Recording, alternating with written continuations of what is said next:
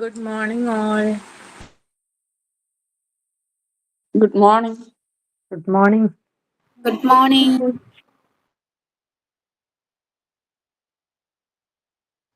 Good morning.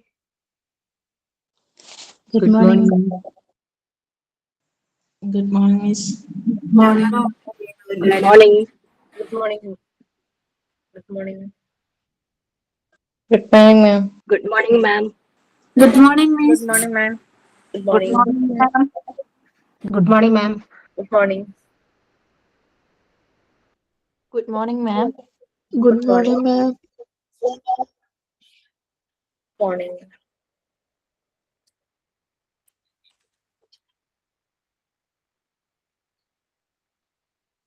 Good Good morning, morning, ma'am. ma'am. Good morning.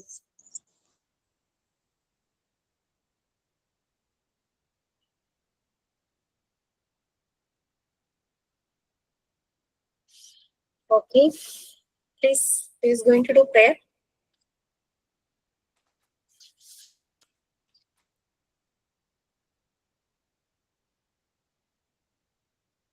ആര് വില്ലേ prayer?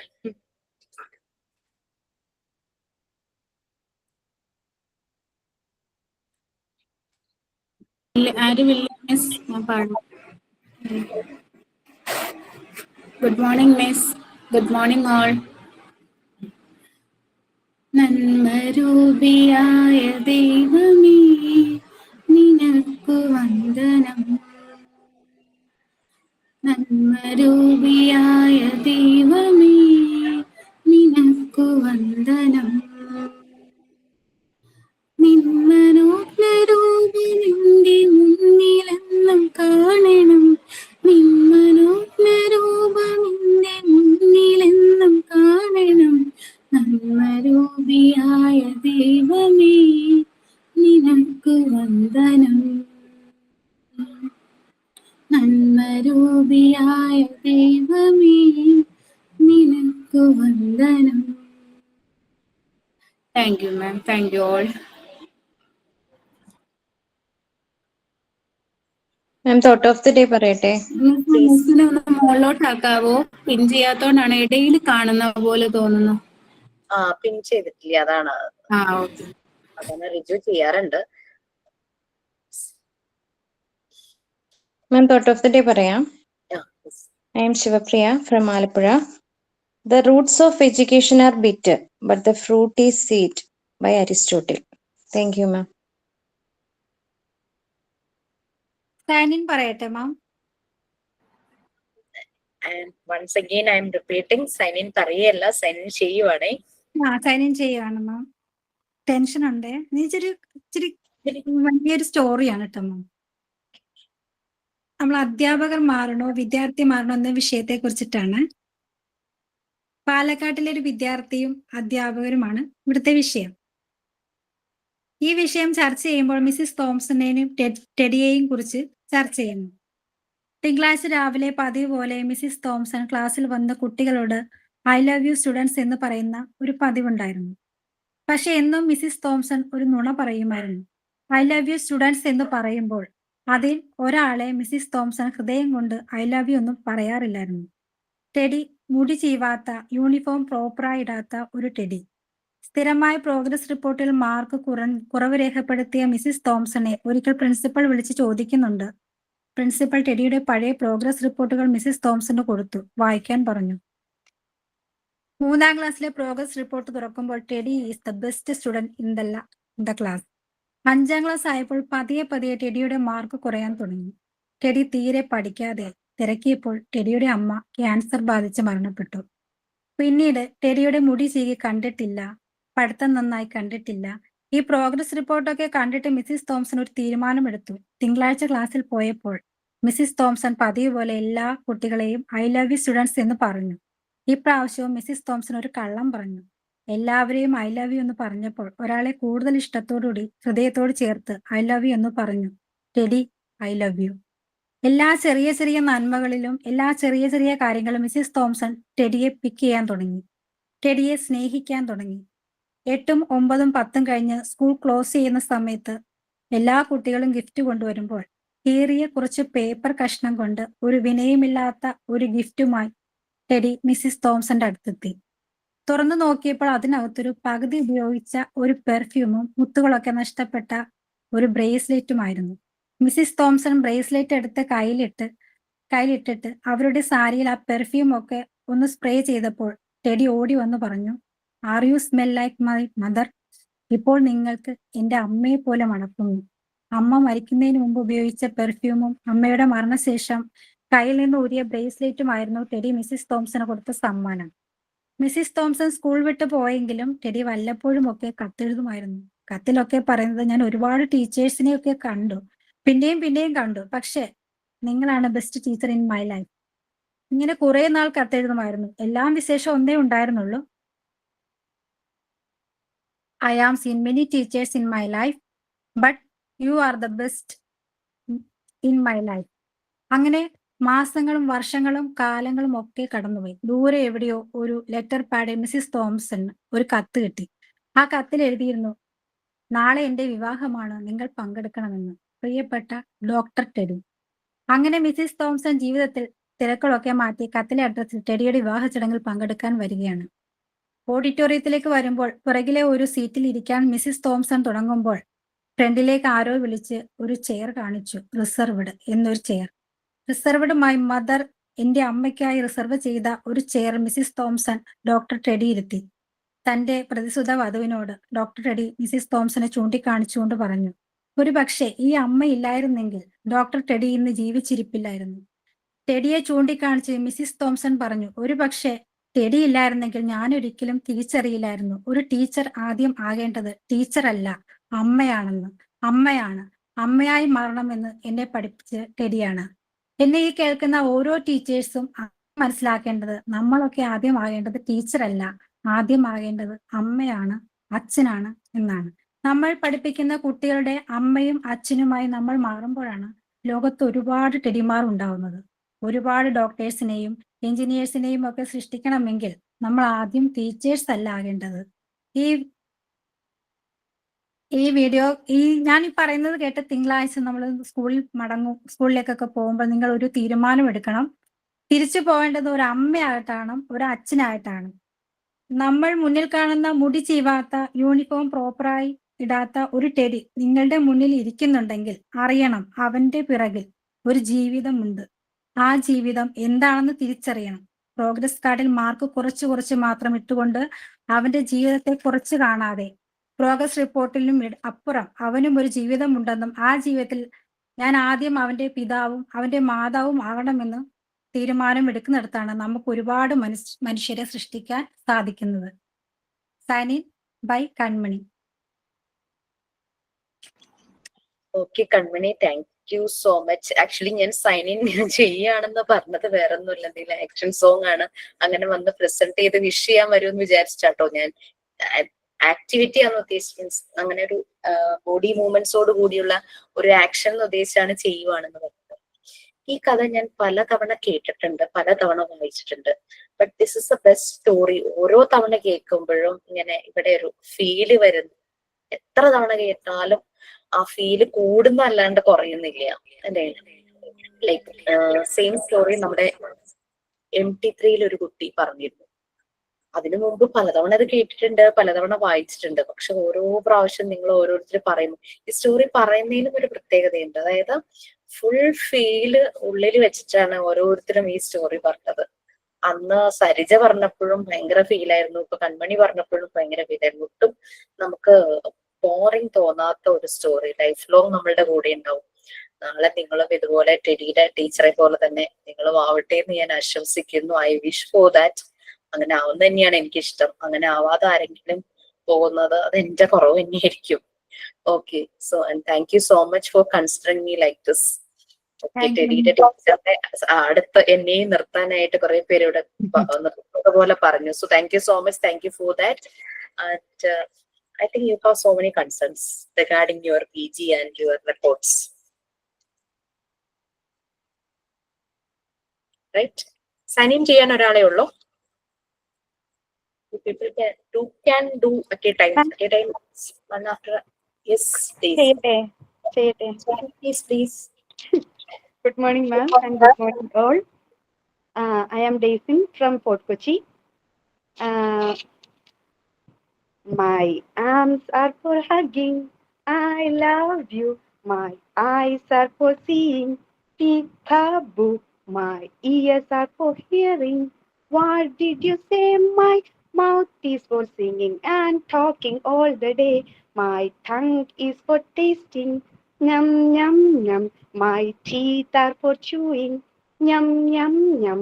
My fingers are for counting. 1, 2, 3.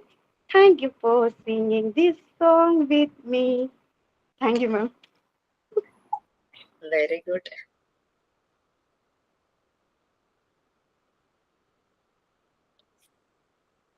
Okay, so where were we?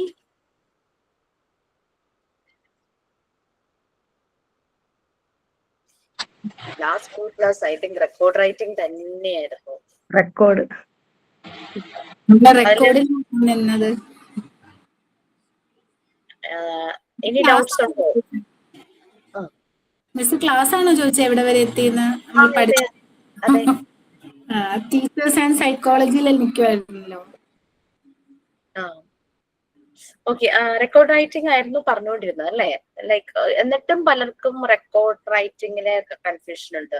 അതിന്റെ ആ റെക്കോർഡിന്റെ title my collection book അല്ലെ? You can collect from anywhere, but നിങ്ങൾ എവിടെ നിന്നാണോ collect ചെയ്യുന്നത് അതെല്ലാം പക്ക നല്ല ട്രൂ ഫാക്റ്റ് ആയിരിക്കണം, അത്രേ ഉള്ളൂ. തന്നെത്താനെ എഴുതണം എന്നുള്ളത് മൈ കളക്ഷൻ ബുക്കിലില്ല. If you know the details you can write it by your own, no problem. പക്ഷെ നമ്മൾ എഴുതുന്ന ഓരോ കാര്യവും അത് ഫാക്റ്റ് ആയിരിക്കണം. ഇല്ലാത്ത കാര്യങ്ങൾ നമ്മൾ എഴുതണ്ട. ഒരു ചെറിയൊരു സെന്റൻസോ സ്റ്റേറ്റ്മെന്റോ പാരഗ്രാഫോ എഴുതുമ്പോൾ പോലും അതിൽ ഫുൾ അത് ഉണ്ടായിരിക്കണമെന്നേ ഉള്ളൂ. വാരി വലിച്ചെഴുതുകയും വേണ്ട.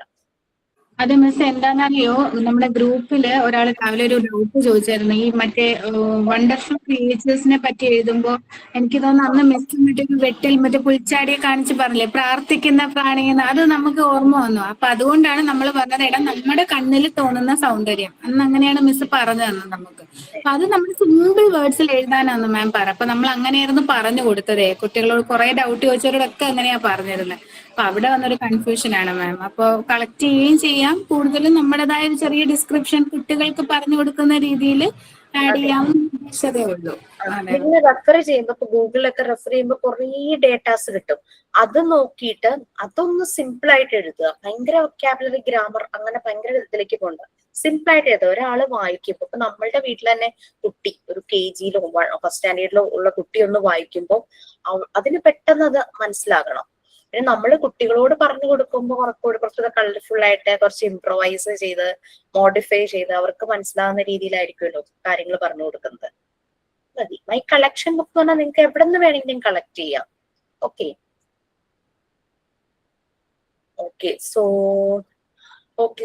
അപ്പൊ റെക്കോർഡ് റൈറ്റിംഗ് ആയത് കാരണം നമ്മൾ ക്ലാസ് എവിടെ വരെയാണെന്നുള്ളത് എനിക്ക് വലിയ ഐഡിയ ഇല്ല. എവിടെയായി? ടീച്ചേഴ്സ് ആൻഡ് സൈക്കോളജി തന്നെയല്ലേ? അതെ മാം.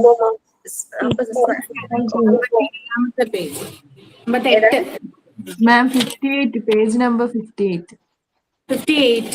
എന്റെ പേജ് നമ്പറും നിങ്ങളുടെ പേജ് നമ്പറും സെയിം ആവണമെന്നില്ല.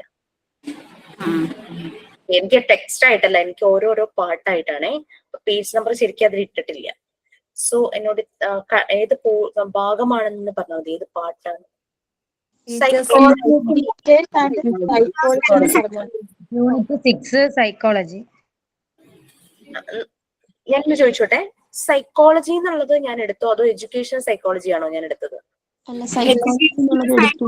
എന്താണെന്ന് പറഞ്ഞായിരുന്നു. ജസ്റ്റ് എന്താണ്, അതായത് we should learn by observing the behaviour of those children who are in front of us. That is educational psychology. അത്രയും പറഞ്ഞ് മാം നിർത്തി.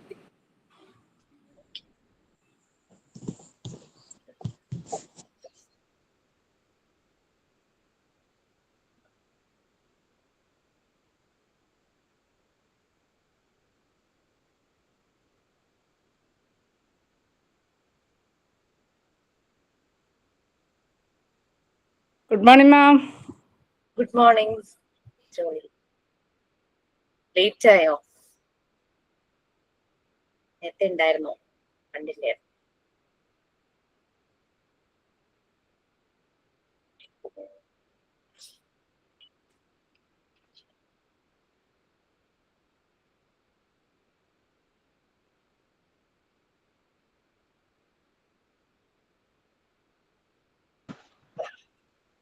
ഇതല്ല മാം, ഇതിന് മുമ്പത്തെ ചാപ്റ്റർ ആണ് തോന്നുന്നു. ചാപ്റ്റർ ആണോ? ഓക്കെ, അപ്പൊ എനിക്ക് അതായിരുന്നു സംശയം. എഡ്യൂക്കേഷൻ സൈക്കോളജിയെ കുറിച്ച് ഞാനൊന്ന് പറഞ്ഞു. Why we have to learn psychology or why have to know about psychology. അത് പറഞ്ഞപ്പോഴാണ് ഞാൻ എഡ്യൂക്കേഷൻ സെറ്റിംഗ്സിൽ പറഞ്ഞതല്ലേ. ഓക്കെ ഓക്കെ, മനസ്സിലായി.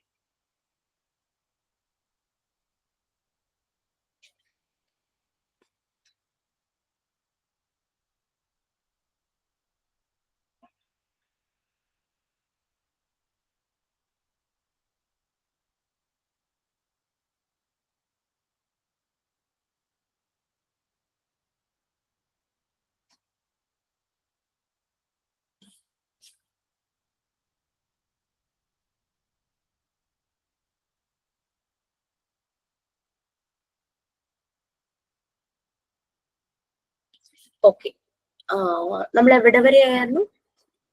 ടീച്ചേഴ്സ് ആൻഡ് സൈക്കോളജിയില് നമ്മള് സൈക്കോളജിയിലുള്ള ടീച്ചേഴ്സും decide to what to teach, എങ്ങനെ പഠിപ്പിക്കണം, എന്ത് പഠിപ്പിക്കണം എന്നുള്ളതൊക്കെ നമ്മൾ പറഞ്ഞിട്ടുണ്ടായിരുന്നു. ആ ഫസ്റ്റ് പാരഗ്രാഫ് ആണ് മാം. ഇതിലെ ഫസ്റ്റ് പാരഗ്രാഫ് ആണോ? എന്തായാലും ഇത്രയും ഒരു ഗ്യാപ്പ് വന്നില്ലേ? We will start again. Okay, so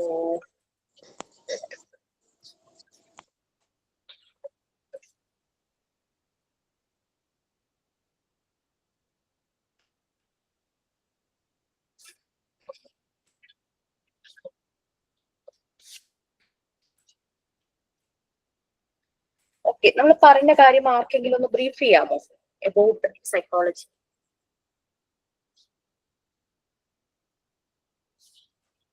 yes please.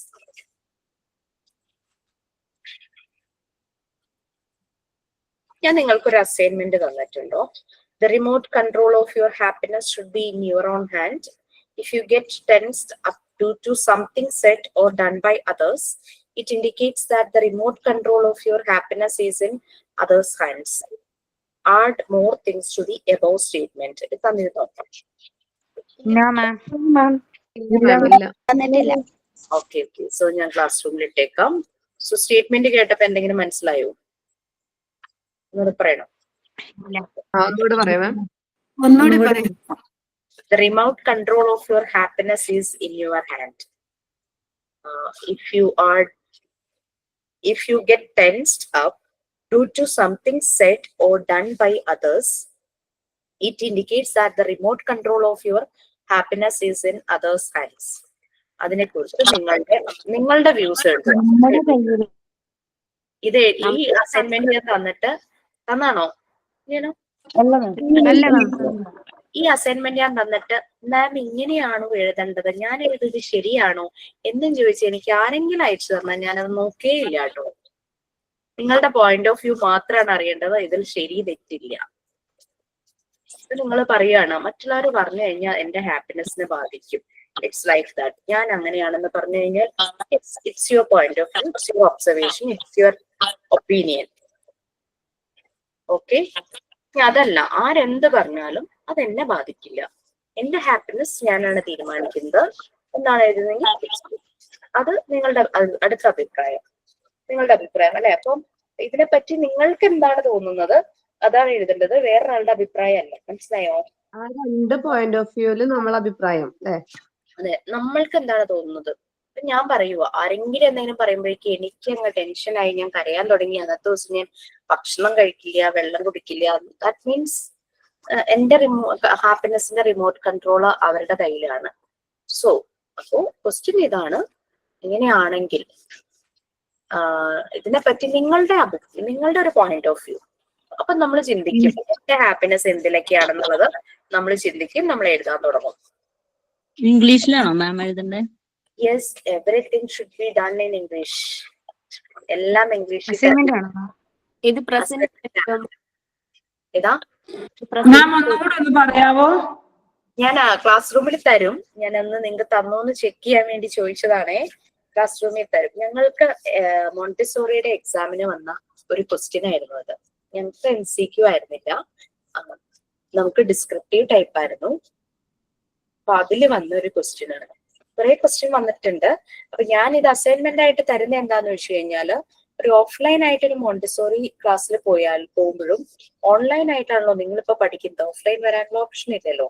അപ്പൊ നിങ്ങൾക്ക് ആ രണ്ട് ഡിഫറൻസും ഒരു ഫീലും ഉണ്ടാവരുത്. അതിന് വേണ്ടിയിട്ടാണ് എനിക്ക് പരീക്ഷയ്ക്ക് വന്ന ക്വസ്റ്റ്യൻ പോലത്തെ ക്വസ്റ്റ്യൻസ് ഞാൻ അസൈൻമെന്റ് ആയിട്ട് തരുന്നത്. ഓക്കെ,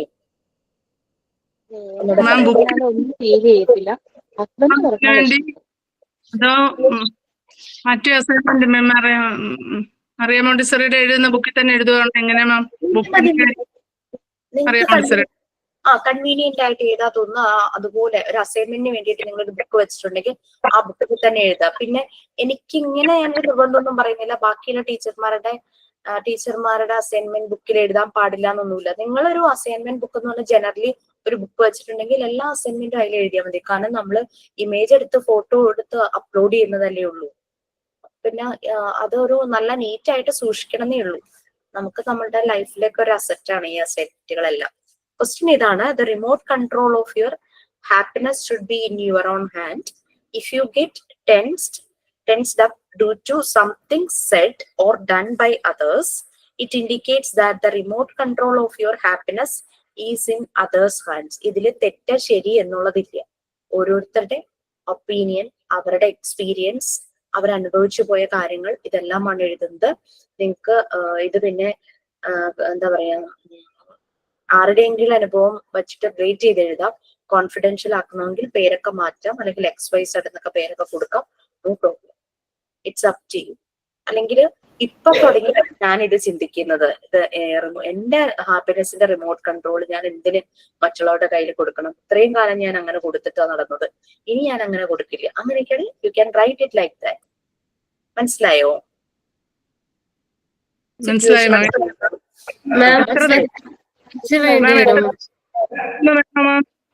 എന്തോ എത്ര ദിവസത്തിനുള്ളിൽ എത്തണമെന്ന് അങ്ങനെയുണ്ടോ മാം? പറയൂ, ഡേറ്റ് പറയൂ. മതിയോ?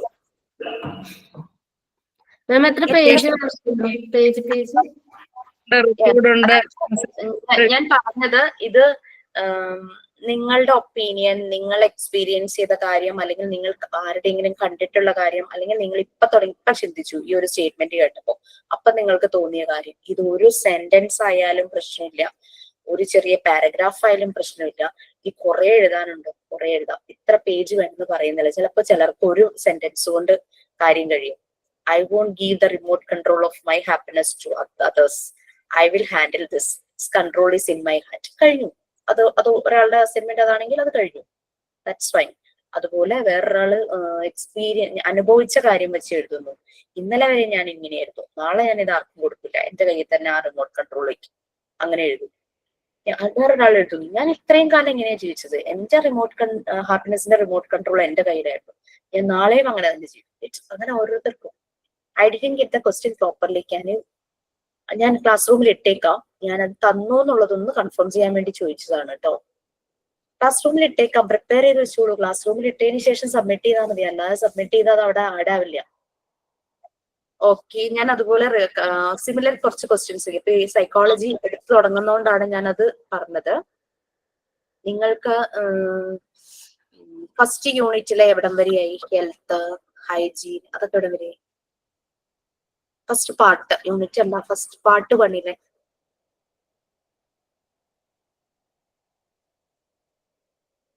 പാർട്ട് 1 എവിടം വരെയായി?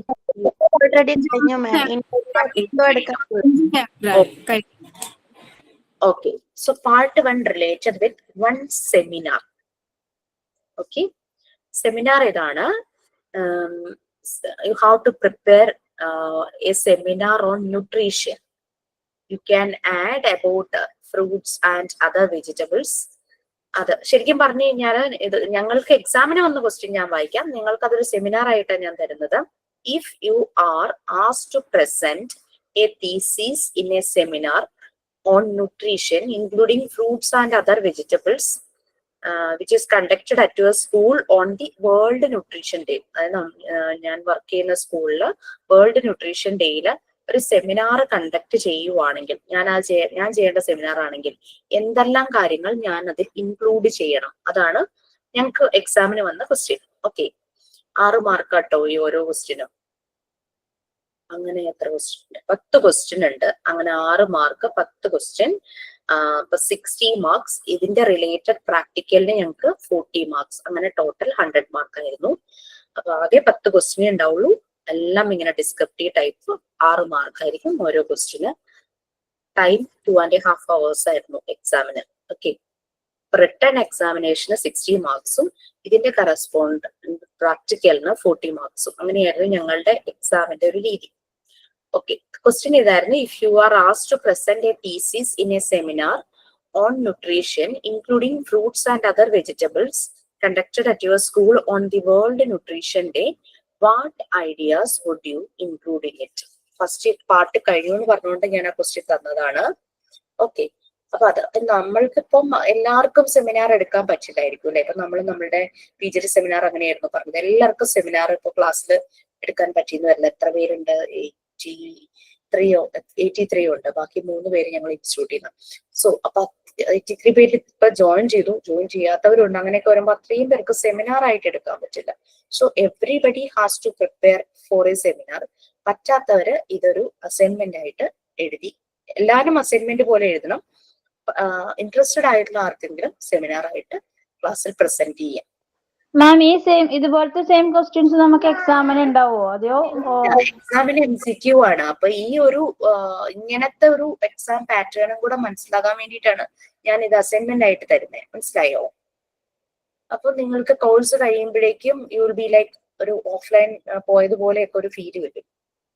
കുറച്ചുകൂടെ ഒന്ന് ലൈവ്ലി ആക്കാൻ വേണ്ടിയിട്ട്. അല്ലെങ്കിൽ നമുക്ക് എങ്ങനെയാണ് ഇതിന് ക്വസ്റ്റ്യൻ വന്നത് നിങ്ങൾ ആലോചിക്കില്ല. നമ്മൾ ഗൂഗിൾ നോക്കിക്കഴിഞ്ഞാൽ നമുക്ക് കുറെ കോപ്പി പേസ്റ്റ് ഒക്കെ ചെയ്യാൻ പറ്റും. പക്ഷെ അങ്ങനെയല്ല. അത് വായിച്ചിട്ട് നമ്മളെ റിലേറ്റ് ചെയ്യുക. നമ്മുടെ ഡേ ടു ഡേ ലൈഫ്, നമ്മൾ ചെയ്തുകൊണ്ടിരുന്ന കാര്യങ്ങൾ, ഹൈജീൻ റിലേറ്റഡ് ആണെങ്കിലും ഫുഡ് ഹാബിറ്റ്സ് ആണെങ്കിലും എല്ലാം നമ്മൾ റിലേറ്റ് ചെയ്തിട്ട് നമ്മൾ കൂടുതൽ കാര്യങ്ങൾ ഫൈൻഡ് ഔട്ട് ചെയ്യുക. നിങ്ങൾക്ക് വീട്ടിൽ നിങ്ങളുടേതായ ചില ഹൈജീൻ രീതികളും ടിപ്സും കാര്യങ്ങളും എല്ലാം ഉണ്ടാവും. ഫുഡ് പ്രിപ്പയർ ചെയ്യുന്നതിലും ഒക്കെ നല്ല ഡിഫറൻസ് ഉണ്ടാകും. കുറച്ച് യുണീക്ക് ആയിട്ട് ചെയ്യുന്നവരുണ്ടായിരിക്കും അല്ലെ. പിന്നെ വെജിറ്റബിൾ ഗാർഡൻ സെറ്റ് ചെയ്ത് അങ്ങനെ മാത്രം ഷോപ്പിൽ നിന്നാണ് വാങ്ങുന്നതെങ്കിൽ അത് അത്രത്തോളം അതിനെ ക്ലീൻ ചെയ്തെടുക്കത്തെ ഒക്കെ ഓരോരുത്തർക്കും ഓരോ രീതികളുണ്ടാവും. നിങ്ങൾക്ക് എല്ലാം ആഡ് ചെയ്യാം.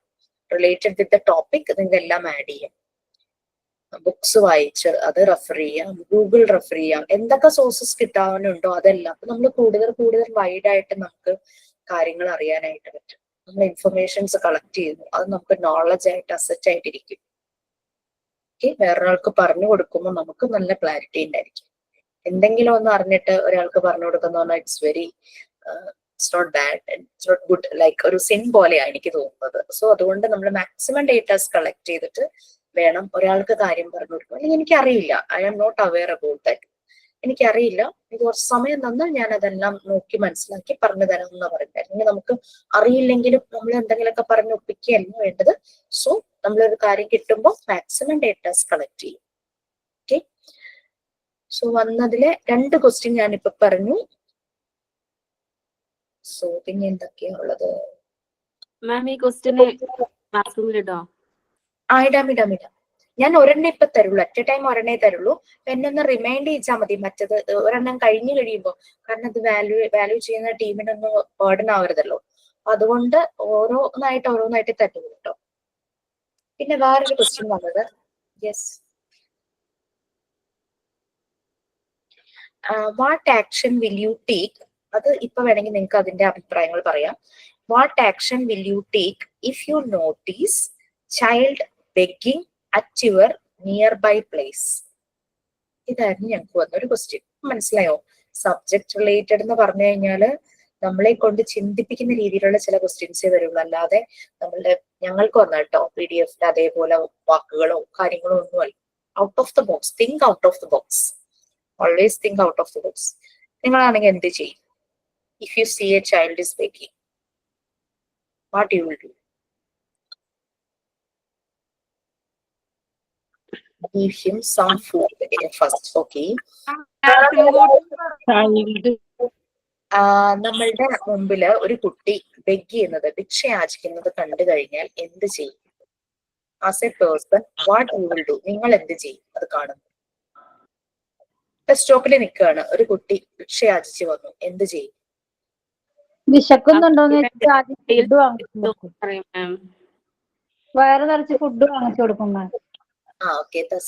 വയർ നിറച്ച് ഫുഡ് വാങ്ങിച്ചു കൊടുക്കുന്നു. വേറെ എന്തോ പറഞ്ഞത് ഞാൻ അതിന്റെ കൂടെ കേട്ടത് കാരണം കേട്ടില്ല. കുട്ടിനോട് അവരെ കുറിച്ചുള്ള ഡീറ്റെയിൽസ് ചോദിക്കും മാം. കാരണം എന്താന്ന് വെച്ചാല് ഇപ്പൊ ഒരുപാട് കുട്ടികൾ ഇങ്ങനെ തട്ടിക്കൊണ്ടുപോയിട്ടൊക്കെ ഇങ്ങനെ ബെഗിങ്ങിന് വേണ്ടിയിട്ട് ഉപയോഗിക്കുന്നുണ്ടല്ലോ. അപ്പം ആ ഒരു രീതിയിലൊക്കെ വന്നിട്ടുള്ള കുട്ടിയാണെങ്കിൽ നമുക്ക് ചെയ്യേണ്ട ഹെൽപ്പൊക്കെ ചെയ്ത് കൊടുത്തുങ്ങാണ്ട് അവരെ റിലേറ്റീവ്സിനൊക്കെ, അങ്ങനത്തെ കുട്ടികളാണെങ്കിൽ റിലേറ്റീവ്സിനൊക്കെ എത്തിക്കുകയൊക്കെ ചെയ്യാലോ. അപ്പം ആ കുട്ടിന്റെ ഡീറ്റെയിൽസ് നമുക്ക് എന്താ ഏത് ഭാഷയിലാണെങ്കിലും ചോദിച്ചറിയാം. ഫുഡ് പിന്നെ ഇപ്പോഴാണെങ്കിൽ കുറെ ചൈൽഡ് വെൽഫെയർ ആളുകളൊക്കെ ഉണ്ട്. അപ്പൊ നമ്മൾ അതുമായി ബന്ധപ്പെട്ട് അങ്ങനെ ആക്കാൻ പറ്റുന്ന കൊച്ചുങ്ങളാണെങ്കിൽ നമുക്ക് അങ്ങനെ അവരുടെ അടുത്തോട്ട് വിടാനൊക്കെ ഉള്ള ഒരു സജ്ജീകരണമൊക്കെ ചെയ്യാൻ പറ്റും. മാം ഇത് ചോദിച്ചപ്പോഴാണ് ഞാൻ +2 പഠിക്കുന്ന സമയത്ത് നമുക്കൊന്നും ചെയ്യാൻ പറ്റാത്തൊരു കാലം, ടൂർ പോയ സമയത്തെ കർണാടക, അവിടെയൊക്കെ ഒരുപാട് കുട്ടികൾ ഇങ്ങനെ ഭിക്ഷ യാചിക്കുന്നുണ്ട്. അപ്പോ എനിക്ക് ഓർമ്മയില്ല എവിടെയോ അതേപോലെ ഒരു പ്ലേസ് കാണാൻ വേണ്ടിയിട്ട് ബസ്സിൽ നിന്ന് ഇങ്ങനെ ഓരോ ബസ് വന്ന് ഇങ്ങനെ ഇറങ്ങാണ്. നമ്മൾ ഇറങ്ങുമ്പോഴേക്കും നമ്മൾ വന്നിങ്ങോട്ട് പൊതിയും കൊച്ചു കൊച്ചു കുഞ്ഞുങ്ങള്. ശരിക്കും അത് കണ്ടിട്ട് അന്ന് ഭയങ്കര വിഷമം വന്നിരുന്നു. നമുക്കുള്ളിൽ ഭയങ്കര സങ്കടം. നമ്മളെ പോലുള്ള കുട്ടികളാണല്ലോ, അവരുടെ അവസ്ഥ കണ്ടിട്ട് അന്നൊന്നും നമുക്കൊന്നും ചെയ്യാൻ പറ്റില്ല. പക്ഷെ അവരുടെയൊക്കെ നീഡ് മെയിൻ ആയിട്ട് ഫുഡാണ്, ഫുഡ്, വെള്ളം. പക്ഷെ മണി അവർക്ക് വേണ്ട, പൈസ അവർക്ക് വേണ്ട. അത് അവരെ അതാണ് ഞാൻ വയറ് നിറച്ച് ഫുഡ് വാങ്ങിച്ചു കൊടുക്കുന്നു പറയാൻ കാരണം. ഞാൻ ആന്ധ്രാപ്രദേശിൽ കളിക്കാൻ മാച്ചിന് വന്ന സമയത്ത് ഒരു ചെറിയ കുട്ടി, ഇപ്പൊ എന്റെ ഇളയ മോളുടെ പ്രായമുള്ളൂ, 3 വയസ്സേ ഉള്ളൂ ആ കുട്ടിക്ക്. മൂത്തയാൾക്ക് ഒരു 5 വയസ്സുണ്ടാവുമായിരിക്കും. ആ കുട്ടിയാണ് ഈ ഇളയ കുഞ്ഞിനെ നോക്കുന്നത്. അവരുടെ കയ്യിൽ ഒരു ബണ്ണുണ്ട്. അപ്പൊ ഈ ബണ്ണിന് വേണ്ടിയിട്ട് ഈ ഇളയ കൊച്ചു കിടന്ന് കരച്ചില്ല. അപ്പൊ അതിനാണെങ്കിൽ ഭയങ്കരമായിട്ട് വിശക്കുന്നത്. ഞങ്ങൾക്ക് ആന്ധ്രയില് വിജയവാഡയിൽ കുറച്ച് സമയം ഞങ്ങൾക്ക് വെയിറ്റിംഗ് ഉണ്ടായിരുന്നു. അപ്പോ ഞങ്ങൾക്ക് ഇറങ്ങാൻ പറ്റിയ സിറ്റുവേഷൻ കാരണം പ്ലാറ്റ്ഫോമിന്റെ അപ്പുറത്തെ സൈഡിൽ ഇത് കാണുന്നു. അപ്പോൾ അവിടെ 3 ട്രാക്ക് ഇങ്ങനെ ഉള്ളത് കൊണ്ട് ഞങ്ങൾക്ക് പുറത്തേക്ക് ഇറങ്ങാൻ പറ്റുന്നുണ്ടായില്ല. അങ്ങനെ നിന്ന സമയത്ത് ഈ കുഞ്ഞു കൊച്ച് ഒരു സ്റ്റെപ്പിന്റെ മുകളിലോട്ട് കയറി പോകുമ്പോ ഈ കൊച്ചിന് ഈ ബണ്ണും നോക്കണം, ഈ കുട്ടീനെ നോക്കണം. ഇതൊരു കുഞ്ഞിതാണ്, ചെറിയൊരു പെങ്കൊച്ചാണ്. അതിങ്ങനെ സ്റ്റെപ്പിന്റെ മുകളിലോട്ട് കയറി പോയിട്ട് ഇടയ്ക്കുള്ള ഈ ഗ്രില്ല് പോലത്തെ സ്ഥലം ഉണ്ടല്ലോ, അവിടെ ഈ കൊച്ചിങ്ങനെ കൈ പിടിച്ചോണ്ട് നിൽക്കുമായിരുന്നു. അപ്പൊ ആ ഒരു സ്റ്റെപ്പ് മുകളിലോട്ട്, ഒരു സ്റ്റെപ്പ് എന്ന് പറഞ്ഞാൽ ഒരു മുകളിലോട്ട് ആ ഫുള്ളായിട്ടുള്ള പടി മൊത്തം മുകളിലോട്ട് കയറിയിട്ട് ആ കുഞ്ഞ് അവിടെ വെയിറ്റ് ചെയ്തപ്പോ ഈ ആൾ പുറകിൽ പോയപ്പോ ആ കുഞ്ഞ് അതിന്റെ ഇടയ്ക്ക് അടിയിലേക്ക് ചാടി പോവാ. വല്ലാണ്ടായി. ഒന്ന് മ്യൂട്ട് ഓഫ് ആക്കിയേ. മ്യൂട്ട്. അവര് രണ്ടുപേരും ആ ബണ്ണിന് വേണ്ടിയിട്ടാണ്. മൂത്തയാൾക്ക് ആ ബണ്ണ് കഴിക്കാനും വേണം, നോക്കും. കൂടുതൽ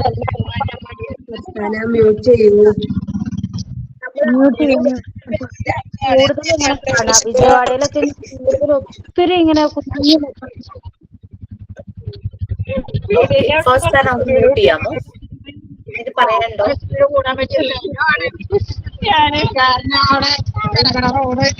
ഇന്നലെ മിന്നാതെ മാമ്പഴക്ക് പോയി. ഇന്നലെ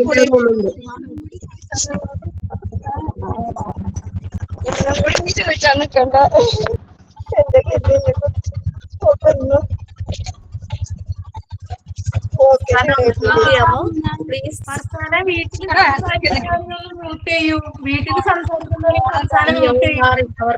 നമ്മളെല്ലാരും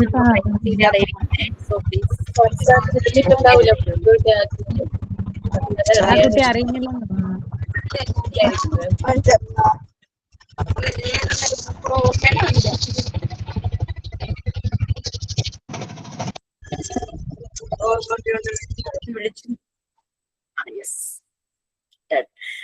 ഓക്കെ ഫൈൻ. സോ നിങ്ങളിത് പറഞ്ഞപ്പോ ഞാനൊരു കാര്യം ഓർക്കുമായിരുന്നു. ഞാൻ എന്റെ എഞ്ചിനീയറിംഗ് കാലഘട്ടോട്ടോ 1996 തുടങ്ങി 2000 വരെയായിരുന്നു. 2000 ബാച്ച് പാസ് ഔട്ടാ. ചെങ്ങന്നൂരാ പഠിച്ചത്. അവിടെ ഞാൻ ട്രെയിനിനാണ് എറണാകുളത്തേക്ക് വന്നുകൊണ്ടിരുന്നത്. ഞാൻ റെയിൽവേ സ്റ്റേഷനിൽ ഇങ്ങനെ വരുമ്പോ ഒരു അമ്മയും ചെറിയൊരു കുഞ്ഞിനെ അവരെടുത്തേക്ക് പോവാം. അപ്പൊ നമ്മൾക്ക് ചെറിയ പോക്കറ്റ് പണികളൊക്കെ അല്ലേ ഉള്ളൂ.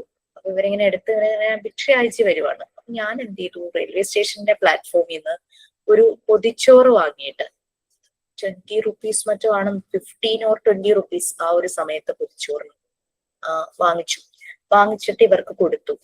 ഈ ലേഡി എന്ത് ചെയ്തു എന്നറിയോ? അത് വലിച്ചെറിഞ്ഞു. എനിക്ക് വേണമെങ്കിൽ 1 രൂപയോ 2 രൂപയോ അന്നത്തെ ഒരു ടൈമില് ഭിക്ഷ എന്ന് പറഞ്ഞു കഴിഞ്ഞാൽ അത്രയും കൊടുത്താൽ മതിയായിരിക്കും. 1 രൂപയോ 2 രൂപയോ കൊടുത്താൽ മതിയായിരുന്നു. ഞാൻ എന്റെ കയ്യിൽ ഉണ്ടായിരുന്ന കാശ് കൊടുത്തിട്ട് അവർക്ക് പൊതിച്ചോറ് വാങ്ങിച്ചു കൊടുത്തു. അവരത് വലിച്ചെറിഞ്ഞു. അവർക്ക് ഭക്ഷണമായിരുന്നില്ല ആവശ്യം, അവർക്ക് കാശായിരുന്നു ആവശ്യം. അപ്പൊ അതുകൊണ്ട് എനിക്ക് അപ്പൊ മനസ്സിലായി അപ്പൊ അവരുടെ ഒരു രീതി. ഇതേ അനുഭവം പിന്നീട് കല്യാണത്തിന് ശേഷം ഞാനും ഹസ്ബൻഡും കൂടെ മറൈൻ ഡ്രൈവിലെ ആ ഒരു റെയിൻബോ പാലത്തിലൂടെ പോകുമ്പോൾ സെയിം ഇതുപോലെ തന്നെ ഒരു ലേഡി കുഞ്ഞിനെയും കൊണ്ട് വന്ന് ഭിക്ഷ യാചിക്കുക. അപ്പോ ഞാൻ പറഞ്ഞു കാശ് തരില്ല, ഭക്ഷണം വേണമെങ്കിൽ വാങ്ങിച്ചു തരാം. അപ്പൊ അവരെന്നെ കേഴ്സ് ചെയ്തു, നിനക്കൊന്നും കുട്ടികൾ ഉണ്ടാകാതിരിക്കട്ടെ എന്ന്. പെട്ടെന്ന് കേട്ടപ്പോ ഒന്ന് ഷോക്കായി. ഈ പറയുന്നത് പെട്ടെന്ന് കണ്ടപ്പോ ഭയങ്കര ഷോക്കായി പോയി. പക്ഷെ അവര് പറഞ്ഞത് കൊണ്ട് എനിക്ക് മക്കൾ ഉണ്ടാവാതിരിക്കുകയോ അങ്ങനെയൊന്നും ഉണ്ടായിട്ടൊന്നുമില്ല. പക്ഷെ അന്ന് ജസ്റ്റ് കല്യാണം കഴിഞ്ഞ ഉടനെയാണ്. അപ്പൊ ഇങ്ങനെ ഒരു ലേഡി പറഞ്ഞപ്പോഴേക്കും അവരുടെ കയ്യിൽ നിന്ന് കുഞ്ഞുണ്ട്.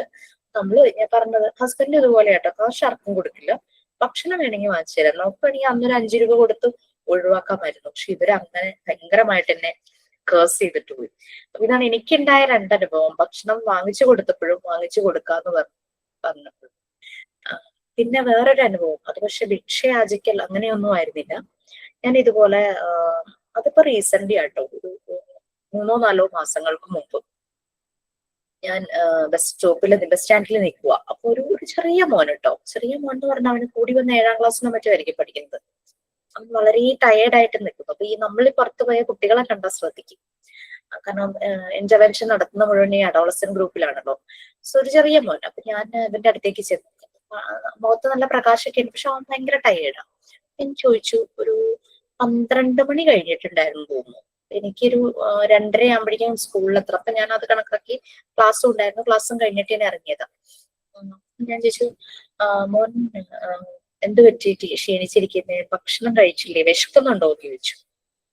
അപ്പൊ അവൻ ചിരിച്ചു. അപ്പൊ എനിക്ക് മനസ്സിലായി അവൻ ഭക്ഷണം കഴിച്ചിട്ടില്ല. അന്ന് എന്തോ കാരണം കൊണ്ട് അവരുടെ സ്കൂളിന് അവധിയാണ്. അപ്പൊ അവൻ നോൺ മീൽസ് കിട്ടുമായിരുന്നു സ്കൂളിൽ നിന്ന്. അപ്പൊ എനിക്ക് അത് മനസ്സിലായി. അപ്പൊ ഞാൻ ചോദിച്ചു, ഞാൻ ഭക്ഷണം വാങ്ങിത്തരട്ടെ എന്ന് ചോദിച്ചു. അപ്പൊ പറഞ്ഞു, വേണ്ട, എന്റെ അമ്മ പറഞ്ഞിട്ടുണ്ട് ആരെയും ബുദ്ധിമുട്ടിക്കരുതെന്ന്. എനിക്ക് അവനോട് ഭയങ്കര റെസ്പെക്ട് തോന്നി. അവന്റെ അമ്മയുടെ അപ്പൊ ഞാൻ ചോദിച്ചു, അമ്മ എന്ത് ചെയ്യുന്നതെന്ന് ചോദിച്ചു. അമ്മ ഇങ്ങനെ വീടുകളിലൊക്കെ ജോലിക്ക് പോകുന്നതാ എന്ന് പറഞ്ഞു. അപ്പൊ എനിക്ക് അവന്റെ അമ്മയുടെ ആ ഒരു വാക്കുകൾ അവൻ ഭയങ്കര വാല്യൂ ചെയ്യുന്നുണ്ടല്ലോ. അപ്പൊ ഞാൻ പറഞ്ഞു, എനിക്ക് ബുദ്ധിമുട്ടില്ല, അങ്ങനെയാണെങ്കിൽ നമുക്ക് ഒരുമിച്ച് കഴിക്കാന്ന് ചോദിച്ചു. അങ്ങനെയാണെങ്കിൽ ഞാൻ കഴിക്കാം. അങ്ങനെ ഞങ്ങൾ 2 കൂടെ ഒരുമിച്ച് അടുത്തൊരു ഹോട്ടലിൽ പോയിട്ട് ഞങ്ങൾ ഭക്ഷണം കഴിച്ചു. അവൻ ഏത് കുട്ടിയെ എന്താണെന്നറിയില്ല, പക്ഷെ കുഞ്ഞുങ്ങളിലെ വാല്യൂസ് വന്നതും എനിക്ക് ഫസ്റ്റ് 2 അനുഭവം പണ്ടുണ്ടായതും ഒക്കെ കൂടെ ഞാനിപ്പോ ഈ ഒരു ക്വസ്റ്റ്യൻ വന്നപ്പോ ഞാൻ ആലോചിക്കുക. അപ്പൊ അന്ന് എക്സാമിന്റെ സമയത്ത് എനിക്ക് കുറെ എഴുതാനുണ്ടായിരുന്നു ഈ ഒരു കേസിൽ. നമ്മൾ ഒരിക്കലും കാശ് കൊടുക്കുന്നതിനോട് ഞാനും ഒട്ടും യോജിക്കുന്നില്ല. പിന്നെ ഇപ്പൊ ബെഗ്ഗിങ്ങിനേക്കാളും കൂടുതൽ കാണുന്നത് കുറെ സാധനങ്ങൾ ഉണ്ടാക്കി നമ്മള് പോകുമ്പോ വഴി റോഡ് സൈഡിലും വണ്ടി സിഗ്നലിലാവുമ്പോഴും അങ്ങനെയൊക്കെയാണ്. ഇപ്പൊ ബെഗ്ഗിങ് അങ്ങനെ കാണുന്നില്ല. ഓക്കെ.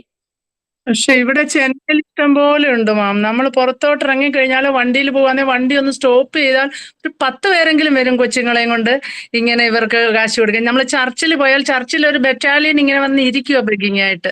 നമ്മൾ കാശ് കൊടുത്താലേ അവർ നമ്മളെ വിട്ട് പോകത്തുള്ളൂ. നമ്മുടെ വണ്ടി അങ്ങോട്ട് സ്റ്റാർട്ട് ചെയ്താൽ പോലും അവരെ വണ്ടിയുടെ പുറകെ എവിടം വരെ പാരാൻ പറ്റുമോ അത്രയും അവർ വരും കാശ് കൊടുത്തില്ല എങ്കിൽ. അപ്പൊ ഇതാണ് പിന്നെ നിങ്ങളുടെ ഫസ്റ്റ് യൂണിറ്റുമായിട്ട് കണക്ട് ചെയ്ത വേറൊരു ക്വസ്റ്റ്യൻ. ഇതെല്ലാം ഞാൻ ഒരുമിച്ചൊന്നും തരില്ല, 1 by 1 ആയിട്ട് തരുള്ളൂ. Write a short note about how journalism helps in the protection of woman and child rights. Okay. Child welfare നിങ്ങൾക്ക് ക്ലാസ് കഴിഞ്ഞിട്ടുണ്ട്. അപ്പൊ കുറെ കൂടെ ഒന്ന് ഡീറ്റെയിൽ ആയിട്ട് അതൊന്ന് സ്റ്റഡി ചെയ്യുക. കാരണം നമുക്കറിയണം കുട്ടികളുടെയും സ്ത്രീകളുടെയും റൈറ്റ്സ്, നമ്മളുടെ ഗവൺമെന്റ് പ്രൊവൈഡ് ചെയ്യുന്ന സപ്പോർട്ടുകൾ, അതെല്ലാം അറിയണം. ICDS ഉണ്ട്, പിന്നെ വുമൺ ആൻഡ് ചൈൽഡ് പ്രൊട്ടക്ഷൻ ഉണ്ട്, ചൈൽഡ് ലൈൻ ഉണ്ട്, അങ്ങനെ കുറെ കാര്യങ്ങളുണ്ടല്ലേ. അപ്പൊ അങ്ങനെ ജേർണലിസം മാത്രമല്ല, നമുക്ക് സോഷ്യൽ മീഡിയ നോക്കാം.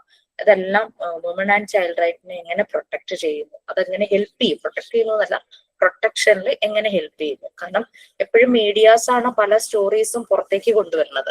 സോ അതൊക്കെ വെച്ചിട്ട് not proper work, yes that's also.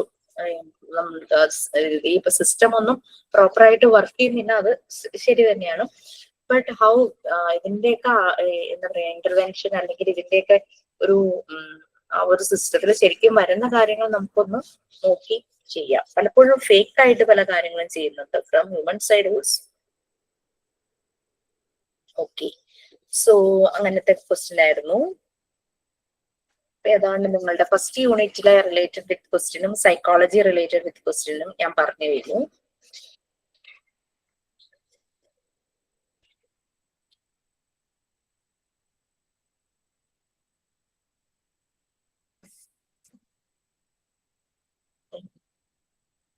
പിന്നെ ഞങ്ങൾക്ക് വന്നൊരു ക്വസ്റ്റ്യൻ ആട്ടോ, പക്ഷെ പാർട്ട് 4 ആവുമ്പോൾ നിങ്ങൾക്ക് മനസ്സിലാകും. ഒരു ഐഡിയൽ പ്രീ സ്കൂളിന്റെ സ്കെച്ച് വരയ്ക്കണമായിരുന്നു. മോഡലൊക്കെ ഞാൻ തരാം, ബട്ട് ഞങ്ങൾക്ക് മോഡലൊന്നും തന്നിട്ടുണ്ടായിരുന്നില്ലായിരുന്നു. ഞങ്ങൾക്ക് വന്നൊരു ക്വസ്റ്റ്യൻ ആയിരുന്നു, pre school organisation and community relation എന്നുള്ള ചാപ്റ്ററിനകത്ത് ഒരു ഐഡിയൽ പ്രീ സ്കൂള് വരയ്ക്കുക, സ്കെച്ച് ചെയ്യുക. ഓരോ എവിടെയാണ്, പ്രിമിസസ് എങ്ങനെയായിരിക്കണം, അങ്ങനെയുള്ള എല്ലാ കാര്യങ്ങളും വന്ന ക്വസ്റ്റ്യൻ ആയിരുന്നു. നമുക്കറിയില്ല എങ്ങനെ ക്വസ്റ്റ്യൻ വരുന്നൊന്നും നമുക്കറിയില്ല. നമ്മള് ക്ലാസ്സിലെ പല ഡിസ്കഷൻസും നമുക്ക് തന്നിരിക്കുന്ന മെറ്റീരിയൽസും എല്ലാം നോക്കി ഒരു ഐഡിയ ഉണ്ടാവില്ല, ഇങ്ങനെ ക്വസ്റ്റ്യൻ വരുന്ന ഒരു രീതിയിലുള്ള ഐഡിയ ഉണ്ടാവില്ല.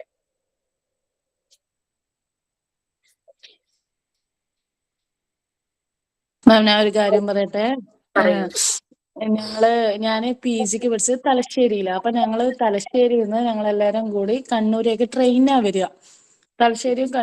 അപ്പൊ തലശ്ശേരി റെയിൽവേ സ്റ്റേഷനിൽ ഇരിക്കുമ്പോ ഒരാണുങ്ങള് അയാള് കുടിച്ചിട്ടുണ്ട് എന്നുള്ളത് നമുക്ക് കുറച്ചുകൂടി അടുത്ത് വന്നപ്പം ഇതാക്കിയാലും, അപ്പൊ അയാൾ ഏനിട്ടാന്ന് വന്നിട്ടുണ്ടായിരുന്നത്. അപ്പൊ അവര് നമ്മളോട് ഇങ്ങനെ ഓരോ ആളോടും പൈസ ഒക്കെ വയ്ക്കുന്നുണ്ട്. ആരും കൊടുക്കുന്നില്ല. ലാസ്റ്റ് എൻ്റെ ഒരു ഫ്രണ്ട്, അവളുടെ കയ്യിൽ ഒറ്റ പൈസ ഇല്ല, ആകെ 20 രൂപയോ അങ്ങനെ മറ്റേ ഉണ്ടായിരുന്നുള്ളൂ. നമ്മള് ഡെയിലി പോയി വരുന്ന അന്ന് 10 രൂപ അയാള് പറഞ്ഞു എനിക്ക് പോവാൻ പൈസ ഇല്ല, ബസ്സിന് പോകാൻ ഒരു 10 രൂപ വരും. ഇവള് കൊടുത്തു. ഇങ്ങനെ ഏനി വരുന്ന കണ്ടിട്ടാണ് കൊടുത്തിട്ടുണ്ടായിരുന്നത്. കുറച്ച് കഴിഞ്ഞാൽ കൊണ്ട് അയാള് ആടിയിട്ട് പോകുന്നു. അപ്പൊ നമ്മള് പറഞ്ഞു നിന്നെ ശരിക്കത് പറ്റിച്ചതാണ്. ചിലപ്പോ അയാള് മാഹീന മറ്റും കുടിച്ചിട്ടായിരിക്കും വരുന്നുണ്ടാവുക. പക്ഷെ നമുക്ക് അതറിയില്ല. അവള് പെട്ടെന്ന് അവളുടെ കയ്യിലുള്ളത് അവള് ഭയങ്കര സഹായ മനസ്കത ഉണ്ടല്ലേ. ആരെ കണ്ടാലും ഏതൊരാളെ കണ്ടാലും പെട്ടെന്ന് മനസ്സലിഞ്ഞു പോന്നു. അപ്പൊ ആ സമയത്ത് ഞാൻ പറയാറുണ്ട് അവളോട്, നമ്മൾ ഈ ഓരോ ആണുങ്ങളെ കാണുമ്പോ എല്ലാരും നമ്മൾ കണ്ണടച്ച് വിശ്വസിക്കാൻ പാടില്ല. പലതരത്തിലുള്ള ആൾക്കാർ നമ്മുടെ മുന്നിൽ വരുന്നുണ്ടാവും. ഇവളുടെ കയ്യിൽ നിന്ന് 10 രൂപയും പോയി, ആകെ ഉണ്ടായിരുന്ന പൈസയുമായിരുന്നു. നമ്മളാരെയും പറ്റിക്കാൻ പാടില്ല, നമ്മളെ ആരും പറ്റിക്കാനും പാടില്ല. അത് നിങ്ങൾ ഓർത്താൽ മതി. Okay, so coming back to psychology. It's a scientific study of mind and behaviour അല്ലെ, മനസ്സിന്റെ അതുപോലെ തന്നെ ബിഹേവിയർ. എന്താ behaviour, character, habit? Any correction? Behaviour എന്ന് പറഞ്ഞാൽ പെരുമാറ്റം എന്നല്ലേ മാം?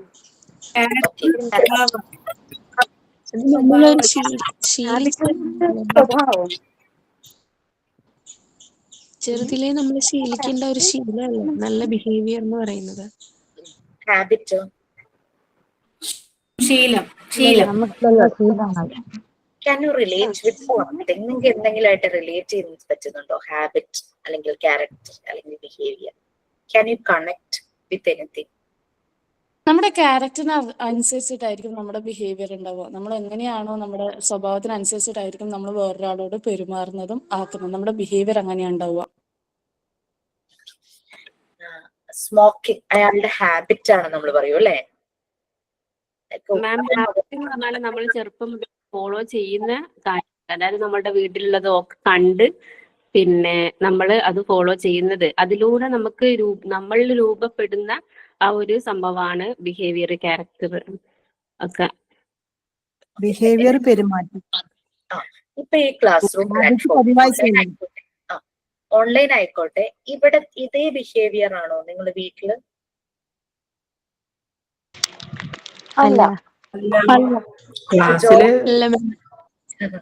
ജോലി ചെയ്യുന്നവരുണ്ട്, ജോലി സ്ഥലത്തോ സെയിം ബിഹേവിയർ ആണോ?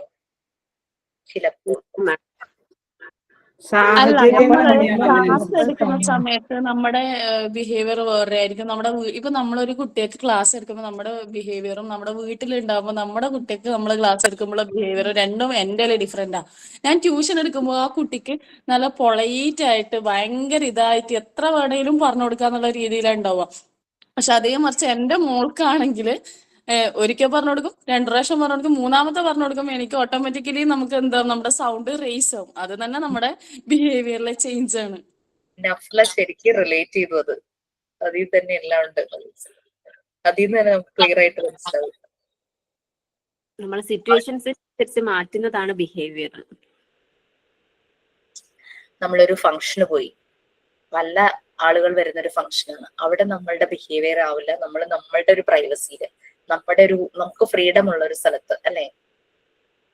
പറഞ്ഞ സത്യമാണ്, ശരിയാ. നമുക്ക് വി ക്യാൻ റിലേറ്റ് ഇറ്റ്, അല്ലെ?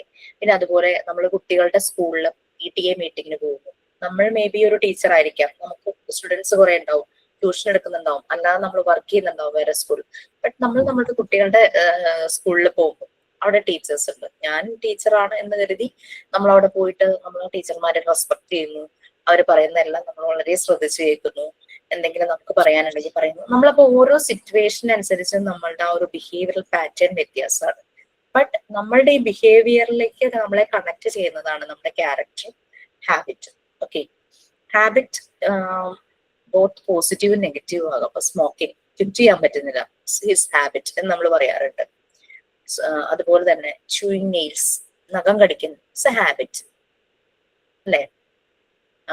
അങ്ങനെ കുറെ ഹാബിറ്റ്സ്. അത് ഓരോ പേഴ്സണും മാറി മാറി വരും ഹാബിറ്റ്സ്. എല്ലാവർക്കും ഒരേ ഹാബിറ്റ്സ് വരണമെന്നില്ല. ഓക്കെ, പക്ഷെ നമ്മുടെ ബിഹേവിയറിനെ ഒന്ന് അതുമായിട്ട് അതിന്റെ ഒരു സ്ട്രക്ചറിലേക്ക് കൊണ്ടുപോകുന്നത് ഹാബിറ്റും ക്യാരക്ടറും. സോ ആ ഒരു ഇത് വന്നപ്പോ scientific study of the mind and behaviour, അതാണ് സൈക്കോളജി എന്ന് നമ്മൾ പറഞ്ഞിരുന്നു. പിന്നെ അത് പലപ്പോഴും പല വേർഡുകളും അതർ ലാംഗ്വേജിൽ നിന്ന് ഡെറൈവ് ചെയ്തിട്ടാണ് വന്നിട്ടുണ്ട്. കൂടുതലും ലാറ്റിൻ, ഗ്രീക്ക്, അങ്ങനെ പല ലാംഗ്വേജിൽ നിന്ന്, ഫ്രഞ്ച്, അങ്ങനെ പല ലാംഗ്വേജിൽ നിന്ന് ഡെറൈവ് ചെയ്തിട്ടുണ്ട്. ഇവിടെ ഗ്രീക്കിൽ നിന്നാണ് ഡെറൈവ് ചെയ്തിരിക്കുന്നത്. അത് soul, psyche means soul. Soul നമുക്കറിയാം, നമ്മുടെ മൈൻഡുമായിട്ട് കണക്ട് ചെയ്യുന്നു. Logos means science. അപ്പൊ ഇറ്റ്സ് എ സയൻസ്, ഇതൊരു സയൻസ് ആണ്. സയൻസ് എന്ന് പറയുമ്പോൾ തന്നെ നമുക്ക് മനസ്സിലായി ഇറ്റ്സ് എ ഫാക്ട്.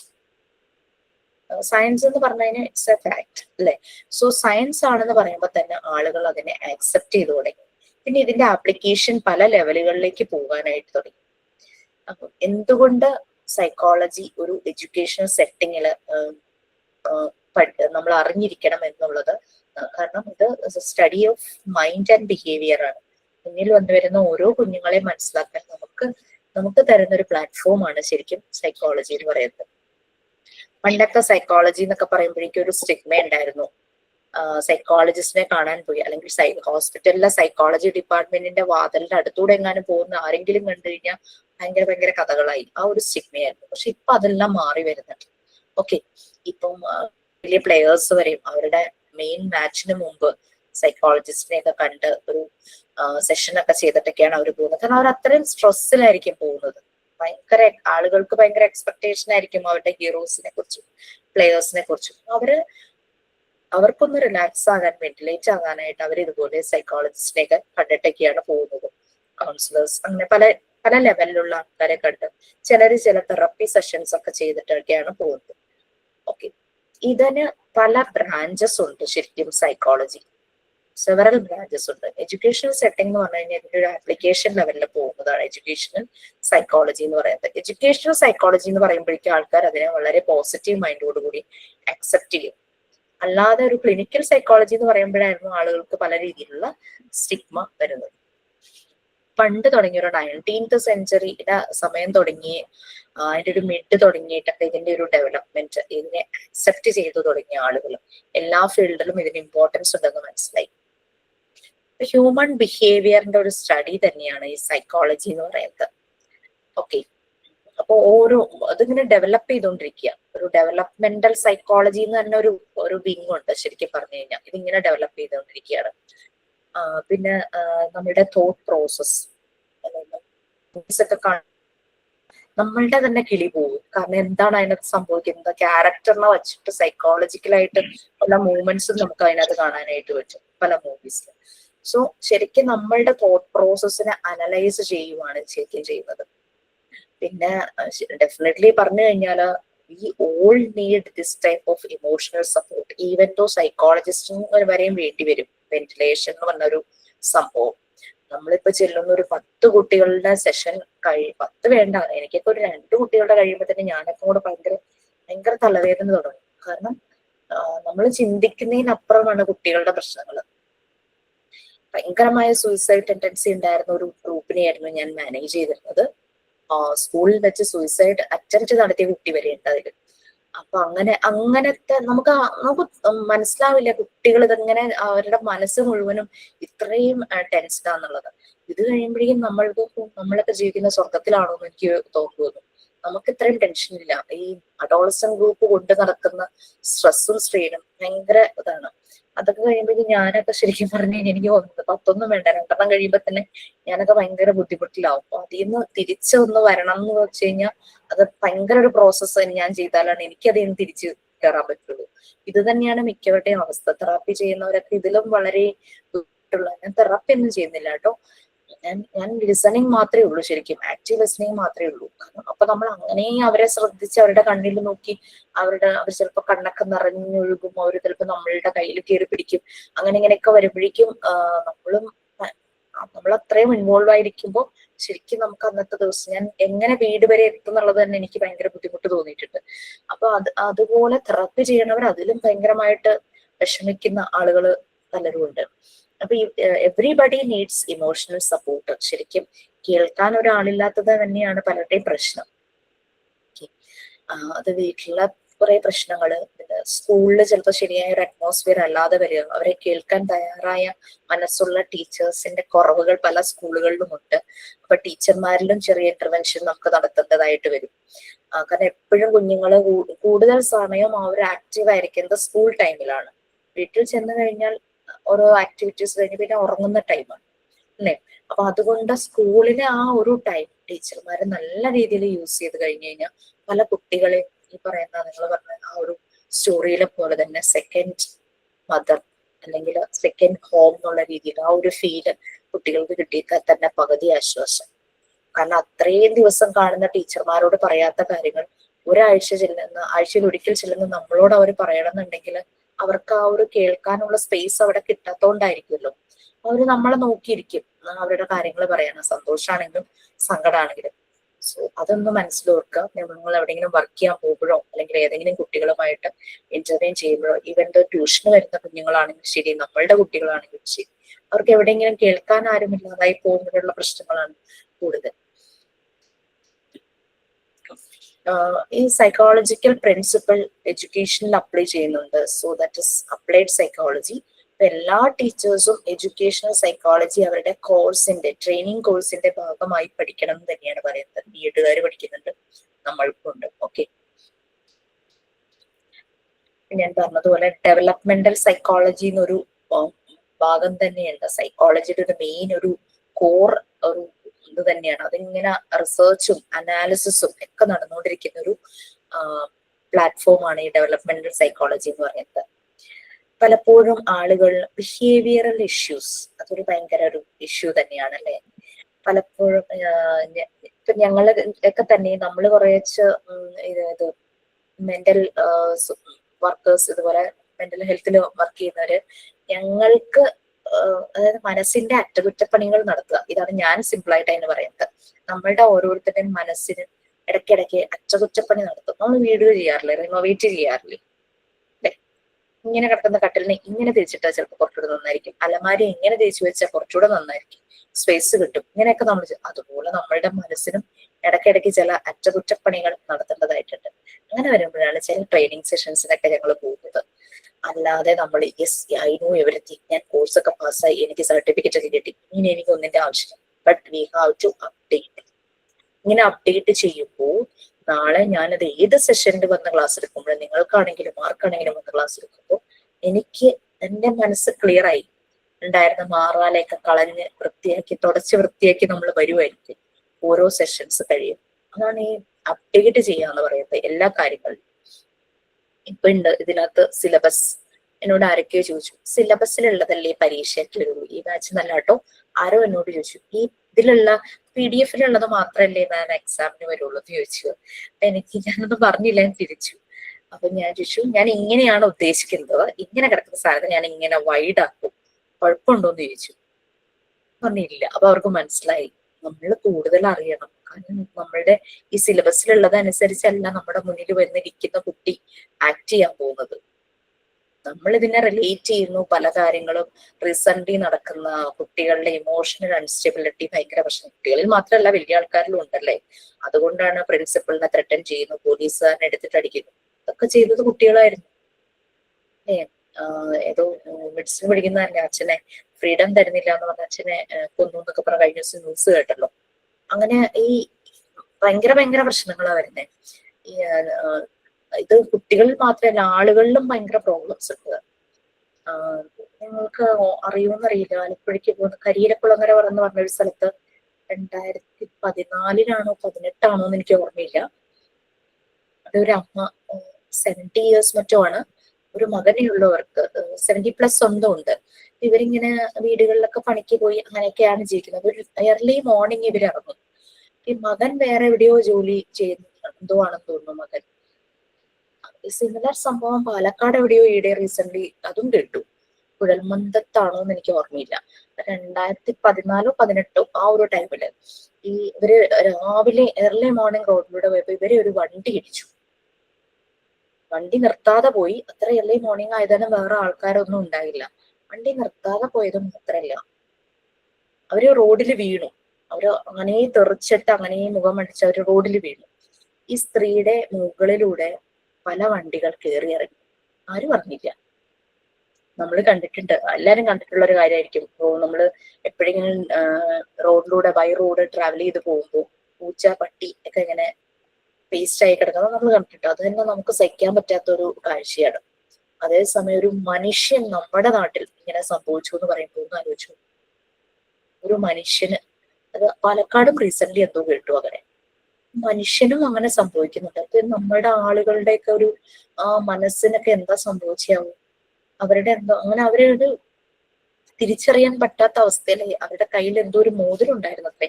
അത് കണ്ടാണ് മകൻ തിരിച്ചറിഞ്ഞെന്നൊക്കെ പറഞ്ഞു ന്യൂസ് അങ്ങനെ കേട്ടു. ഇത് ഇങ്ങനെ സംഭവിച്ചുകൊണ്ടിരിക്കുക.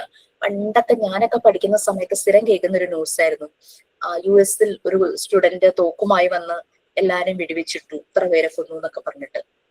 US-ലാണല്ലോ, നമ്മുടെ നാട് എന്ത് സ്വർഗം എന്ന് നമ്മൾ അന്ന് വിചാരിച്ചു. നമ്മുടെ നാട്ടിൽ ഇതൊന്നും സംഭവിക്കും. അപ്പൊ നമ്മുടെ തൊട്ടടുത്ത അയൽവക്കത്ത് കേട്ടുകൊണ്ടിരിക്കുവാണ്. സോ ആളുകളുടെ ഇമോഷണൽ അൺസ്റ്റെബിലിറ്റിയുടെ ഒരു പ്രശ്നമാണ് ദേഷ്യം. അങ്ങനെ അവർക്ക് കൺട്രോൾ ചെയ്യാൻ പറ്റുന്നില്ല. അവരുടെ ചില സാധാരണ പറയുന്നത് 24 years ഒക്കെ ആകുമ്പോഴേക്കും ബ്രെയിൻ നല്ല ഡെവലപ്പായി ഇമോഷണൽ സൈഡും ഇന്റലക്ച്വൽ സൈഡും ഒക്കെ ഡെവലപ്പായിട്ട് നമുക്ക് എല്ലാ വികാരങ്ങളെയും നമുക്ക് നിയന്ത്രിക്കാൻ പറ്റുന്നൊക്കെയാണ്. സങ്കടകരമായി തന്നെ പറയട്ടെ, ആളുകളുടെ ഇമോഷണൽ അൺസ്റ്റെബിലിറ്റി ഭയങ്കര പ്രശ്നമായിക്കൊണ്ടിരിക്കുകയാണ്. നമ്മളുടെ നാട്ടിലും ഇതുപോലുള്ള കഥകൾ കേട്ടു തുടങ്ങി. US-ൽ നമ്മളിത് സ്ഥിരം ഇങ്ങനെ ന്യൂസ് കേൾക്കുമ്പോൾ എന്റെ നാട് എന്റെ സ്കൂൾ എന്ത് മനോഹരം എന്നൊക്കെ നമ്മൾ വിചാരിക്കും. പക്ഷെ മാറിക്കൊണ്ടേയിരിക്കുക.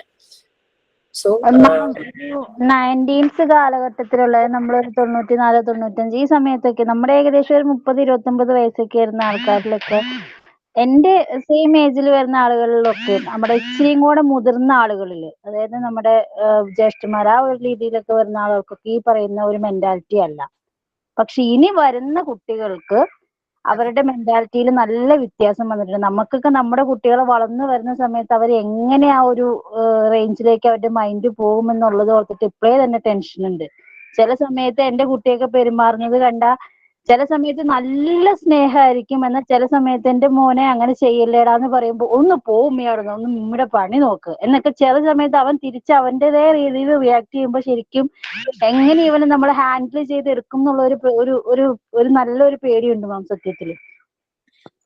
ബട്ട് ടെൻഷൻ ആവണ്ട, നമ്മൾക്ക് കുറെ കാര്യങ്ങൾ ചെയ്യാൻ പറ്റും. പിന്നെ കുറെ എന്താ പറയാ, കുറെ സംഘടന എന്നൊന്നും പറയാൻ ഞാൻ ഇഷ്ടപ്പെടുന്നില്ല. കുറെ എന്താ പറയാ ഇമാജിനൽസ്, മനുഷ്യ സ്നേഹികൾ, മനുഷ്യരെ തിരിച്ചറിയുന്ന കുറെ സോൾസ് നമുക്ക് ചുറ്റുമുണ്ട്. ഇവരെല്ലാം ഓരോ കാര്യങ്ങൾ ചെയ്യുന്നതെല്ലാം ഈ കുട്ടികൾക്ക് വേണ്ടിയിട്ടാണ്. കുട്ടികൾക്കും, അതായത് ഓരോ ഗ്രൂപ്പിലും, കുഞ്ഞുങ്ങൾക്കും, അഡോളസന്റ് ഗ്രൂപ്പ്, യൂത്ത്, അതുപോലെ തന്നെ ഏജ്ഡ് ആയിട്ട് കഴിയുമ്പോഴേക്കും ഡിപ്രഷനിലേക്ക് പോകാറുണ്ടല്ലേ പാരന്റ്സ്. മക്കളൊക്കെ ഒന്നുമില്ലെങ്കിൽ വിദേശത്തേക്ക് പോകുന്നു, പാരന്റ്സ് മാത്രമേ ഇവിടെ, അല്ലെങ്കിൽ അസുഖം ബാധിച്ചിട്ട് ജീവിതത്തോട് തന്നെ മടുപ്പ് തോന്നുന്നു. അങ്ങനെ കുറെ പ്രശ്നങ്ങളുള്ള ഏജ്ഡ് ആയിട്ടുള്ളവരുണ്ട്. അവർക്ക് വേണ്ടിയിട്ടും എല്ലാവർക്കും വേണ്ടിയിട്ടും ഓരോ ലെവലിലും, ഓരോ ഏജ് കാറ്റഗറിയിലെ ലെവലിലും വർക്ക് ചെയ്യുന്ന കുറെ പേരുകൾ നമ്മുടെ നാട്ടിലുണ്ട്. അത് ഇങ്ങനെ എക്സ്പാൻഡ് ചെയ്ത് വരും എന്ന് തന്നെയാണ് ഞങ്ങളുടെ പ്രതീക്ഷ. ഞാനൊക്കെ ഇടയ്ക്ക് അതിന്റെയൊക്കെ ഭാഗമാവാറുണ്ട്. നമുക്ക് പിന്നെ നമ്മളുടെ ഫാമിലി മറ്റ് റെസ്പോൺസിബിലിറ്റിയും കാരണം പലപ്പോഴും ഫുൾ ഫ്ലെഡ്ജിൽ അവരോട് ജോയിൻ ആവാൻ പറ്റുന്നില്ല. എന്നാലും ഇൻഡയറക്ട്ലി നമ്മളുടെ കൂടെ സപ്പോർട്ട് ഉണ്ട്. അങ്ങനെ കുറെ ഗ്രൂപ്പുകൾ നമുക്ക് ചുറ്റുമുണ്ട്. സോ നമുക്ക് അങ്ങനെ ഒരു ടെൻഷനിലേക്ക് പോകേണ്ട കാര്യം ഉണ്ടാവില്ല. അവർ പല രീതിയിലും സ്കൂളുകളിൽ ഇന്റർവെൻഷൻ നടത്തുന്നു. ചിലതിന്റെയൊക്കെ ഭാഗമാകാനായിട്ട് എനിക്ക് സമയമുള്ളത് പോലെ ഞാൻ ചെയ്യാറുണ്ട്. അതൊക്കെ നടക്കുമായിരിക്കും. ഞങ്ങളൊരു പുതിയൊരു സംരംഭം നടത്തുന്നത്, കൂടെന്ന് പറഞ്ഞിട്ട്, വോളണ്ടിയർ ആണ് കേട്ടോ. അതിനകത്ത് വോളണ്ടിയർ മനോഭാവത്തോടു കൂടിയുള്ള കുറെ മെന്റൽ ഹെൽത്ത് പ്രൊഫഷണൽസ് ഉണ്ട്. കൂട് വേറൊന്നുമല്ല, ഈ കൂട് എന്ന് പറഞ്ഞാൽ എന്റെ ഒരു ഫ്രണ്ട്, ആളൊരു സൈക്കോതെറാപ്പിസ്റ്റ് ആണ്. ആള് പ്രഗ്നന്റ് ആയിരുന്ന സമയത്ത് കുറെ ട്രോമയിലൂടെ കടന്നുപോയി. ഡെലിവറി കഴിഞ്ഞപ്പോ പുള്ളിക്കാരിക്ക് മനസ്സിൽ തോന്നിയ ഒരു കാര്യമാണ്. കാരണം പുള്ളിക്കാരി സ്വന്തം പ്രഗ്നൻസിയുടെ സമയത്ത് ഭയങ്കര സ്ട്രെസ്സും സ്ട്രെയിനും അനുഭവിച്ചു. അതുപോലെ കുറെ ലേഡീസ് പലയിടത്തും ഉണ്ടാവുമല്ലോ, അവരെ ഒന്ന് സപ്പോർട്ട് ചെയ്യണം. അങ്ങനെ വന്നപ്പോ ഞങ്ങളുടെ മെന്റർ തോമസ് എബ്രഹാം സാറ് പറഞ്ഞതാണ്, സാർ ഒരു റിട്ടയർഡ് പ്രൊഫസർ ആട്ടോ, സാറ് പറഞ്ഞത് പ്രഗ്നൻസി ടൈമിലല്ല നമ്മൾ അവരെ സപ്പോർട്ട് ചെയ്യേണ്ടത്, ഒരു ലൈഫ് പാർട്ട്നേഴ്സ്, അതായത് ഒരു കുട്ടി വേണം എന്ന് ആഗ്രഹിക്കുന്ന രണ്ടുപേരുണ്ടല്ലോ, ഹസ്ബൻഡ് ആൻഡ് വൈഫ്, അവർക്ക് ആ ഒരു കുഞ്ഞിനെ വേണം എന്ന് തോന്നി പ്ലാൻ ചെയ്ത് ആ ഒരു സമയം തുടങ്ങിയ ഒരു സപ്പോർട്ട് അവർക്ക് അതിനുള്ള ഇത് കൊടുക്കണം. അല്ലാതെ അയാള് മദ്യപിച്ച് വന്നിട്ട് ആ ഒരു സമയത്ത് ഉണ്ടാകുന്ന ഒരു എത്രയോ ആകരുത് ആ അമ്മയുടെ വോമ്പില്. അവരുടെ സ്നേഹം, കരുതൽ എല്ലാത്തിന്റെയും കൂടെ ഒരു പ്രതീകമായിട്ട് വേണം ആ ഒരു ഭ്രൂണം വോമ്പിൽ ആവാൻ വേണ്ടിയിട്ട്. ആ സമയം തുടങ്ങിയ ഇവരെ സപ്പോർട്ട് ചെയ്യണം. അപ്പൊ before pregnancy, pregnancy time, after pregnancy എന്ന് പറഞ്ഞാൽ പോസ്റ്റ് മോർട്ടം സിൻഡ്രോം എല്ലാവരിലും വരാറുണ്ട്. ലൈഫ് പാർട്ട്ണറുടെ ഒരു സപ്പോർട്ടാണ് ആ സമയത്ത് മെയിൻ ആയിട്ടും വേണ്ടത്. ബട്ട് അതിലൂടെ വളരെ സ്ട്രഗിൾ ചെയ്ത് സ്ത്രീകൾ കടന്നു പോകാറുണ്ട്. സോ ആ ഒരു സമയത്ത് ഇതൊക്കെയാണ് നമ്മൾ പ്ലാൻ ചെയ്തത്. പാലക്കാട് ഓൾറെഡി ഇതുണ്ട്.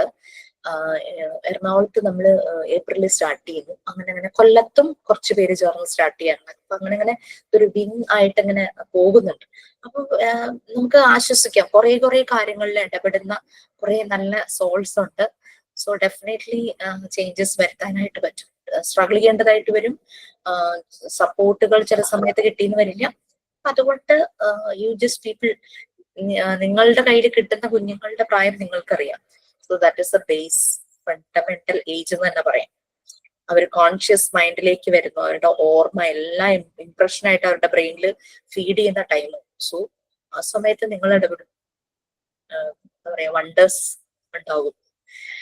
ഓക്കെ, സോ സൈൻ ഔട്ട് ചെയ്യാൻ ആരെങ്കിലും ഉണ്ടോ? Yes please. Good afternoon, ma'am. Anila from Kannur. Respect is like a mirror. The more you show it to other people, the more they will reflect it back. Thank you, ma'am, for your wonderful class and my dear friends.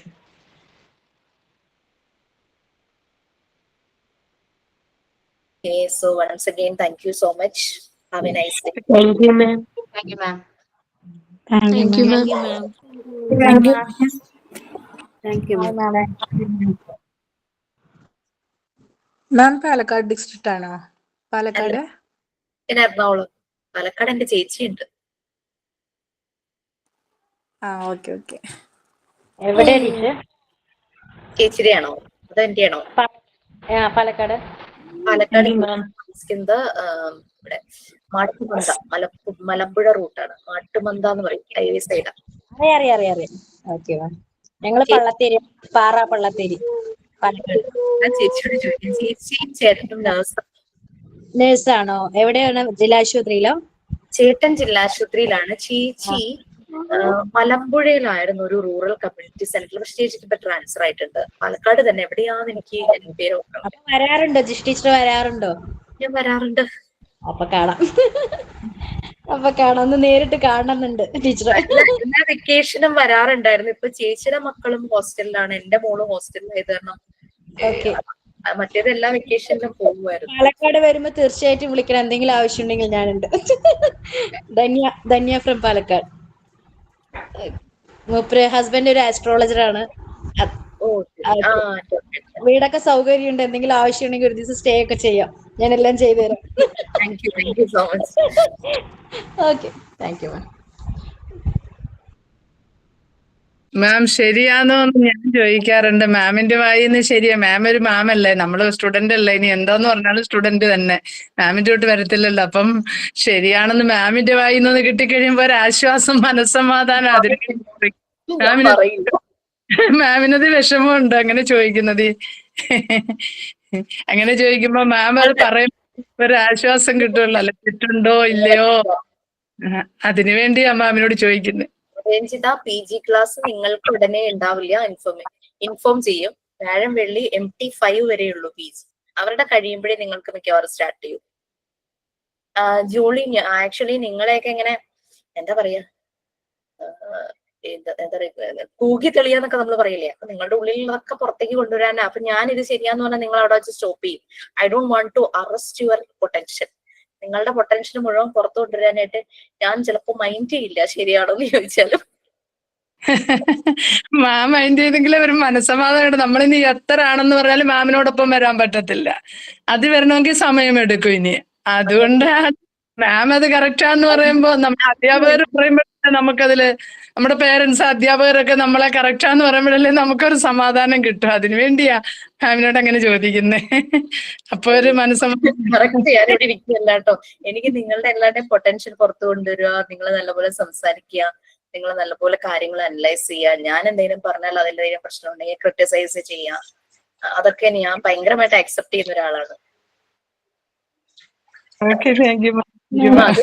എപ്പോഴാണ് എനിക്ക് ഞാൻ വളരുള്ളൂ. കാരണം എനിക്ക് കാരണം കഴിഞ്ഞ ദിവസം ഞാൻ അബദ്ധം ചെയ്തുകൊണ്ടാണ് ഞാനിത് പറഞ്ഞത്, വേറെ ഒന്നുമല്ല. നമ്മള് എപ്പോഴും വികാരപരമായി മാത്രം ചിന്തിക്കരുത്, വിവേകബുദ്ധിയും കാണിക്കണം എന്നുള്ളത് എന്റെ മനസ്സിലുണ്ടെങ്കിലും ചില സമയത്ത് പൊട്ടത്തരത്തിന് പറ്റിപ്പോവും. എനിക്ക് പറ്റിയത്, എന്റെ ഒരു ഫ്രണ്ട് ഒരു സ്റ്റാറ്റസ് ഇട്ടു.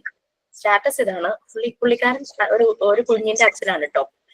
സ്റ്റാറ്റസ് ഇതാണ്, അച്ഛൻ വഴക്ക് പറയുമ്പോൾ പെൺകുട്ടികൾ എന്ന് പറഞ്ഞിട്ട് കാണിക്കുന്നത് വീഡിയോ ആണേ. പെൺകുട്ടി ഭയങ്കര കാരഞ്ഞു വീതുമ്പൊന്നു സങ്കടം, അമ്മ വഴക്ക് പറയുമ്പോ ഒരു പുച്ഛഭാവം പെൺമക്കൾക്ക്. അത് കണ്ടതോടുകൂടി എന്റെ കൺട്രോൾ പോയി. ഞാൻ അപ്പോഴേക്കും ഇത് ശരിയല്ല, this is not true for all എന്നുള്ള രീതിയിൽ ഞാൻ പറഞ്ഞത്. അത് പക്ഷെ പുള്ളിക്കാരന്റെ രീതി എന്ന് വെച്ചാൽ പുള്ളി ഒരു കാര്യം ശരിയെന്ന് പറഞ്ഞാൽ അതാണ് ശരി, അതിനപ്പുറത്ത് ശരിയില്ല, അങ്ങനത്തെ ഒരു ടീമാണ്. അതുകൊണ്ട് അധികം നമ്മളാരും സംസാരിക്കാൻ പോവാറില്ല. പക്ഷെ എനിക്ക് ഇത് കണ്ടതോടുകൂടി എന്റെ പിടിവിട്ടുപോയി. ഞാൻ വേഗം അതിൽ കയറി അങ്ങ് മുടക്കി, ദിസ് ഈസ് നോട്ട് ട്രൂ എന്ന് പറഞ്ഞിട്ട്. ഒരിക്കലും പുള്ളിക്കാരൻ പറഞ്ഞു, എനിക്ക് ഈ സ്റ്റാറ്റസ് ഭയങ്കര ഇഷ്ടമാണ്, ഞാൻ വളരെ ഇഷ്ടപ്പെട്ടിട്ടതാണ്. ഞാൻ പറഞ്ഞു എനിക്ക് ഒട്ടും ഇഷ്ടമായില്ല എന്ന് പറഞ്ഞു. അപ്പോഴേക്കും എന്നെ ഞാൻ തുടങ്ങി ഫോൺ ചെയ്യാൻ തുടങ്ങി. എടുത്തില്ല, ഞാൻ മെസ്സേജ് ഇട്ടു, ഞാൻ കല്യാണത്തിന് പോകാൻ റെഡി ആവുകയാണ്, അതുകൊണ്ട് പ്ലീസ് നമുക്ക് പിന്നെ സംസാരിക്കാന്ന് പറഞ്ഞു. എന്നാ എനിക്ക് തോന്നുന്നതായിരിക്കും കറക്റ്റ് ആയിട്ട് വരുന്നതെന്നാ എന്റെ ഒരു ചിന്ത. പെമ്മക്കളുടെ കാര്യത്തിൽ എപ്പോഴും അമ്മ അല്ലേ ഒത്തിരികൂടെ കറക്റ്റ് ആക്കി കൊണ്ടുവരാൻ പറ്റത്തുള്ളൂ എനിക്കൊരു ആണെന്നേ ഞാൻ ജോളി പറയുള്ളൂ. നമുക്കിത് ജനറലൈസ് ചെയ്ത് പറയാനും പറ്റില്ലല്ലോ. ചില കുട്ടികൾ അമ്മയും അച്ഛനും വഴക്കുടനെ വിഷമിക്കും, ചിലർ രണ്ടുപേരും പറഞ്ഞ വേണ്ടിയില്ല, ചിലരിപ്പോ അയാൾ ഇട്ട പോലെ ആയിരിക്കാം. അപ്പൊ ഞാൻ പക്ഷെ അതിൽ ഞാൻ പ്രശ്നം പറഞ്ഞത് വീഡിയോടെ അല്ല, ഞാൻ എന്തിനാ പോയി അഭിപ്രായം പറയാൻ പോയത്, എന്ത് കാര്യം ഉണ്ടായിരുന്നു എനിക്ക്. അത് ശരിയാ, അത് ശരി. ഞാനും അങ്ങനെ ചിലപ്പോ ചിന്തിക്കാൻ പോകാറുണ്ട്. വടി കൊടുത്ത് അടിവേടിക്കുന്ന ഒരു സ്വഭാവം. നമ്മൾ എവിടെ പറയണം എവിടെ പറയണ്ടെന്നുള്ളത് നമ്മൾ ചിന്തിക്കണം, അതേ ഉള്ളൂ, അല്ലാണ്ട് വേറൊന്നുമില്ല. ഇപ്പൊ എന്നെ ആക്സെപ്റ്റ് ചെയ്യുന്ന അല്ലെങ്കിൽ ഈ കാര്യം ആക്സെപ്റ്റ് ചെയ്യുന്ന ഒരാളാ നീ പറഞ്ഞ ശരിയാണ്, ശരിയാ, ഇത് നമുക്ക് ജനറലൈസ് ചെയ്യാൻ പറ്റില്ല. ചിലരുടെ കേസിൽ ഇങ്ങനെ ഇത് പുള്ളി തർക്കിക്കും. അതാണ് പിന്നെ നമ്മള് വെറുതെ മതിയായിരുന്നു, ആള് മനസ്സിലായിട്ട് ഞാൻ വെറുതെ പോയിട്ട് അടിയുണ്ട്. ശരിയാ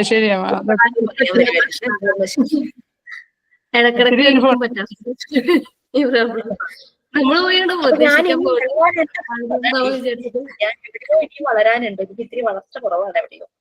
ഞാനിതേപോലെ അപ്പോഴും ഉപദേശിക്കും, ഭയങ്കര ഞാൻ വലിയത് സംഭവിച്ചു പോയി ഉപദേശിക്കുന്നുണ്ട് അടി മേടിച്ച് കൊടുക്കും. നമ്മൾ പറഞ്ഞതോട്ട് അക്സെപ്റ്റ് ചെയ്യൂല, വേണ്ടായിരുന്നു എന്നുള്ളൊരു ഇതായിരിക്കും. പിന്നെ അത് കിട്ടി കഴിയുമ്പോഴാണ് നമ്മൾ അറിയുന്നത്, യോ നമുക്ക് എന്തിനും ആവശ്യത്തിനാ നമ്മൾ ഇത് ചെയ്തേ, അല്ലെ ഇത് പറഞ്ഞത്, ഇതിന്റെ പുറകെ പോയേ. അങ്ങനെ എനിക്കും ഉണ്ടായിട്ടുണ്ട്. പക്ഷെ അന്നേരം വിചാരിക്കും ഇനി മേല ഇങ്ങനെ, പക്ഷെ പിന്നെ നമ്മുടെ ഓട്ടോമാറ്റിക് അതൊരു ബ്ലഡിൽ കലർന്നതാന്ന് തോന്നുന്നു. അങ്ങനെ അതേ ഉള്ളൂ. അത് നമ്മൾ ഇതിനെ മാറ്റി മാറ്റി എടുക്കുന്നു. ഇറ്റ്സ് മാറ്റി സ്റ്റെപ്പ് ബൈ സ്റ്റെപ്പായിട്ട് ഞാനും അങ്ങനെ ട്രൈ ചെയ്യുന്നുണ്ട്, മാറ്റി മാറ്റി കൊണ്ടുവരാൻ വേണ്ടിയിട്ട്. സോ അതാ ഞാൻ പറഞ്ഞ, നിങ്ങൾ എന്തുണ്ടെങ്കിലും നിങ്ങൾ അനലൈസ് ചെയ്യൂ. നിങ്ങൾക്ക് ശരിയല്ല എന്ന് തോന്നിയത് ഇപ്പം ക്ലാസ് ഫുൾ ഇംഗ്ലീഷിൽ എടുത്തേ പറ്റൂ എന്ന് പറഞ്ഞു കഴിഞ്ഞാൽ ഇറ്റ്സ് യുവർ ഒപ്പീനിയൻ. ചിലർ പറയും മലയാളത്തിൽ കൂടെ പറയുന്നത് അനദർ ഒപ്പീനിയൻ. അപ്പൊ അവിടെ നമുക്ക് മാറ്റങ്ങൾ വന്നുകൊണ്ടിരിക്കും അല്ലെ. അതുപോലെ മാം ഇങ്ങനെയല്ല എടുക്കണ്ടേ, കുറച്ചുകൂടെ കാര്യങ്ങൾ ഇതിനകത്ത് പറയാണ്ടായിരുന്നു. ഇനി എന്തിനാ ഇത്ര ആവശ്യമില്ലാത്ത കാര്യം പറയണത്, നിർത്തിയിട്ട് പൊക്കൂടെ എന്ന് പറഞ്ഞാലും അതും ആക്സെപ്റ്റ് ചെയ്യണമല്ലോ. അപ്പൊ ആ രീതിയിലല്ല ആക്സെപ്റ്റ് ചെയ്യാനായിട്ട് എനിക്ക് പറ്റണം. എനിക്ക് ഒട്ടും ഇംഗ്ലീഷ് അറിയില്ല മാം, അതാണ് ഞാൻ പിന്നെയും എല്ലാ മിസ്സുമാരോടും പറഞ്ഞു മലയാളം പറഞ്ഞു. നമ്മൾ പുതിയ പുതിയ കാര്യങ്ങൾ പഠിക്കുമ്പോൾ ലാംഗ്വേജ് നമുക്ക് വരും. കുട്ടികൾ പ്രൊഡക്റ്റ് ആയിട്ട് കിട്ടുന്നതാണ് ലാംഗ്വേജ് എന്ന് പറയുന്നത്. അവർ ഓരോ ആക്ടിവിറ്റീസ് ചെയ്യുമ്പോൾ അവരിൽ തന്നെ വരുന്നതാണ് ലാംഗ്വേജ്. അപ്പൊ നമ്മളിലും അത് വരും, തീർച്ചയായിട്ടും വരും. ഇംഗ്ലീഷ് ഒന്നും അറിയില്ല, പക്ഷെ എനിക്ക് ഇവിടെ ഇംഗ്ലീഷ് സംസാരിച്ച് രക്ഷപ്പെടാൻ പറ്റും. ഞാനിവിടെ ഇങ്ങനെ മലയാളം പറഞ്ഞാൽ ഇവിടെ മലയാളികൾ പോലും അത് സംസാരിക്കത്തില്ല, പിന്നെ എന്തിനാ. അതുകൊണ്ട് കൊച്ചായാലും ഒന്നി തമിഴ് അല്ലെങ്കിൽ ഇംഗ്ലീഷ് പറഞ്ഞെങ്കിലല്ലേ എന്റെ കാര്യം നടക്കത്തുള്ളൂ ഇവിടെ. അപ്പൊ അങ്ങനെ നമ്മൾ മാറും. അങ്ങനെ ഇംഗ്ലീഷ് പറയുന്നു, അത്രേ ഉള്ളൂ. അതുകൊണ്ട് മലയാളം വരുന്നില്ല വായിൽ, കാരണം മലയാളം സംസാരിക്കേണ്ട ആവശ്യം ഇവിടെ ഇല്ല. പിന്നെ അറിഞ്ഞൂടാ ഇംഗ്ലീഷ് പറ്റുന്നില്ല അല്ലെ തമിഴ് പറ്റുന്നില്ല എന്ന് പിന്നെ ഇൻകേസിൽ മാത്രം മലയാളം ഒന്ന് എനിക്ക് നിന്ന് പറ്റാൻ വേണ്ടി പറയുക. അത് അവർക്ക് ഞാൻ മനസ്സിലാക്കി കൊടുക്കുക എങ്ങനെയെങ്കിലും, അല്ലാതെ എനിക്ക് പ്രയോജനമില്ല മലയാളം പറഞ്ഞതുകൊണ്ട്. നമ്മുടെ നാട്ടിൽ പക്ഷേ ചെന്നിട്ട് നമ്മൾ അങ്ങനെ ഇംഗ്ലീഷ് പറയാൻ പോയി കഴിഞ്ഞാൽ നാട്ടിലുള്ളവർ പറയും, അയ്യോ ഇപ്പൊ അവർ മലയാളം സംസാരിക്കത്തേ ഇല്ല അവിടെ പോയിട്ട് ഇങ്ങോട്ട് എന്ന് പറയും. അതുകൊണ്ട് അവിടെ ചെന്നാൽ നമുക്ക് ഇത് കൈവിട്ടു പോകും. അവിടെ മലയാളം പറഞ്ഞിട്ടേ കാര്യമുള്ളൂ നാട്ടില്.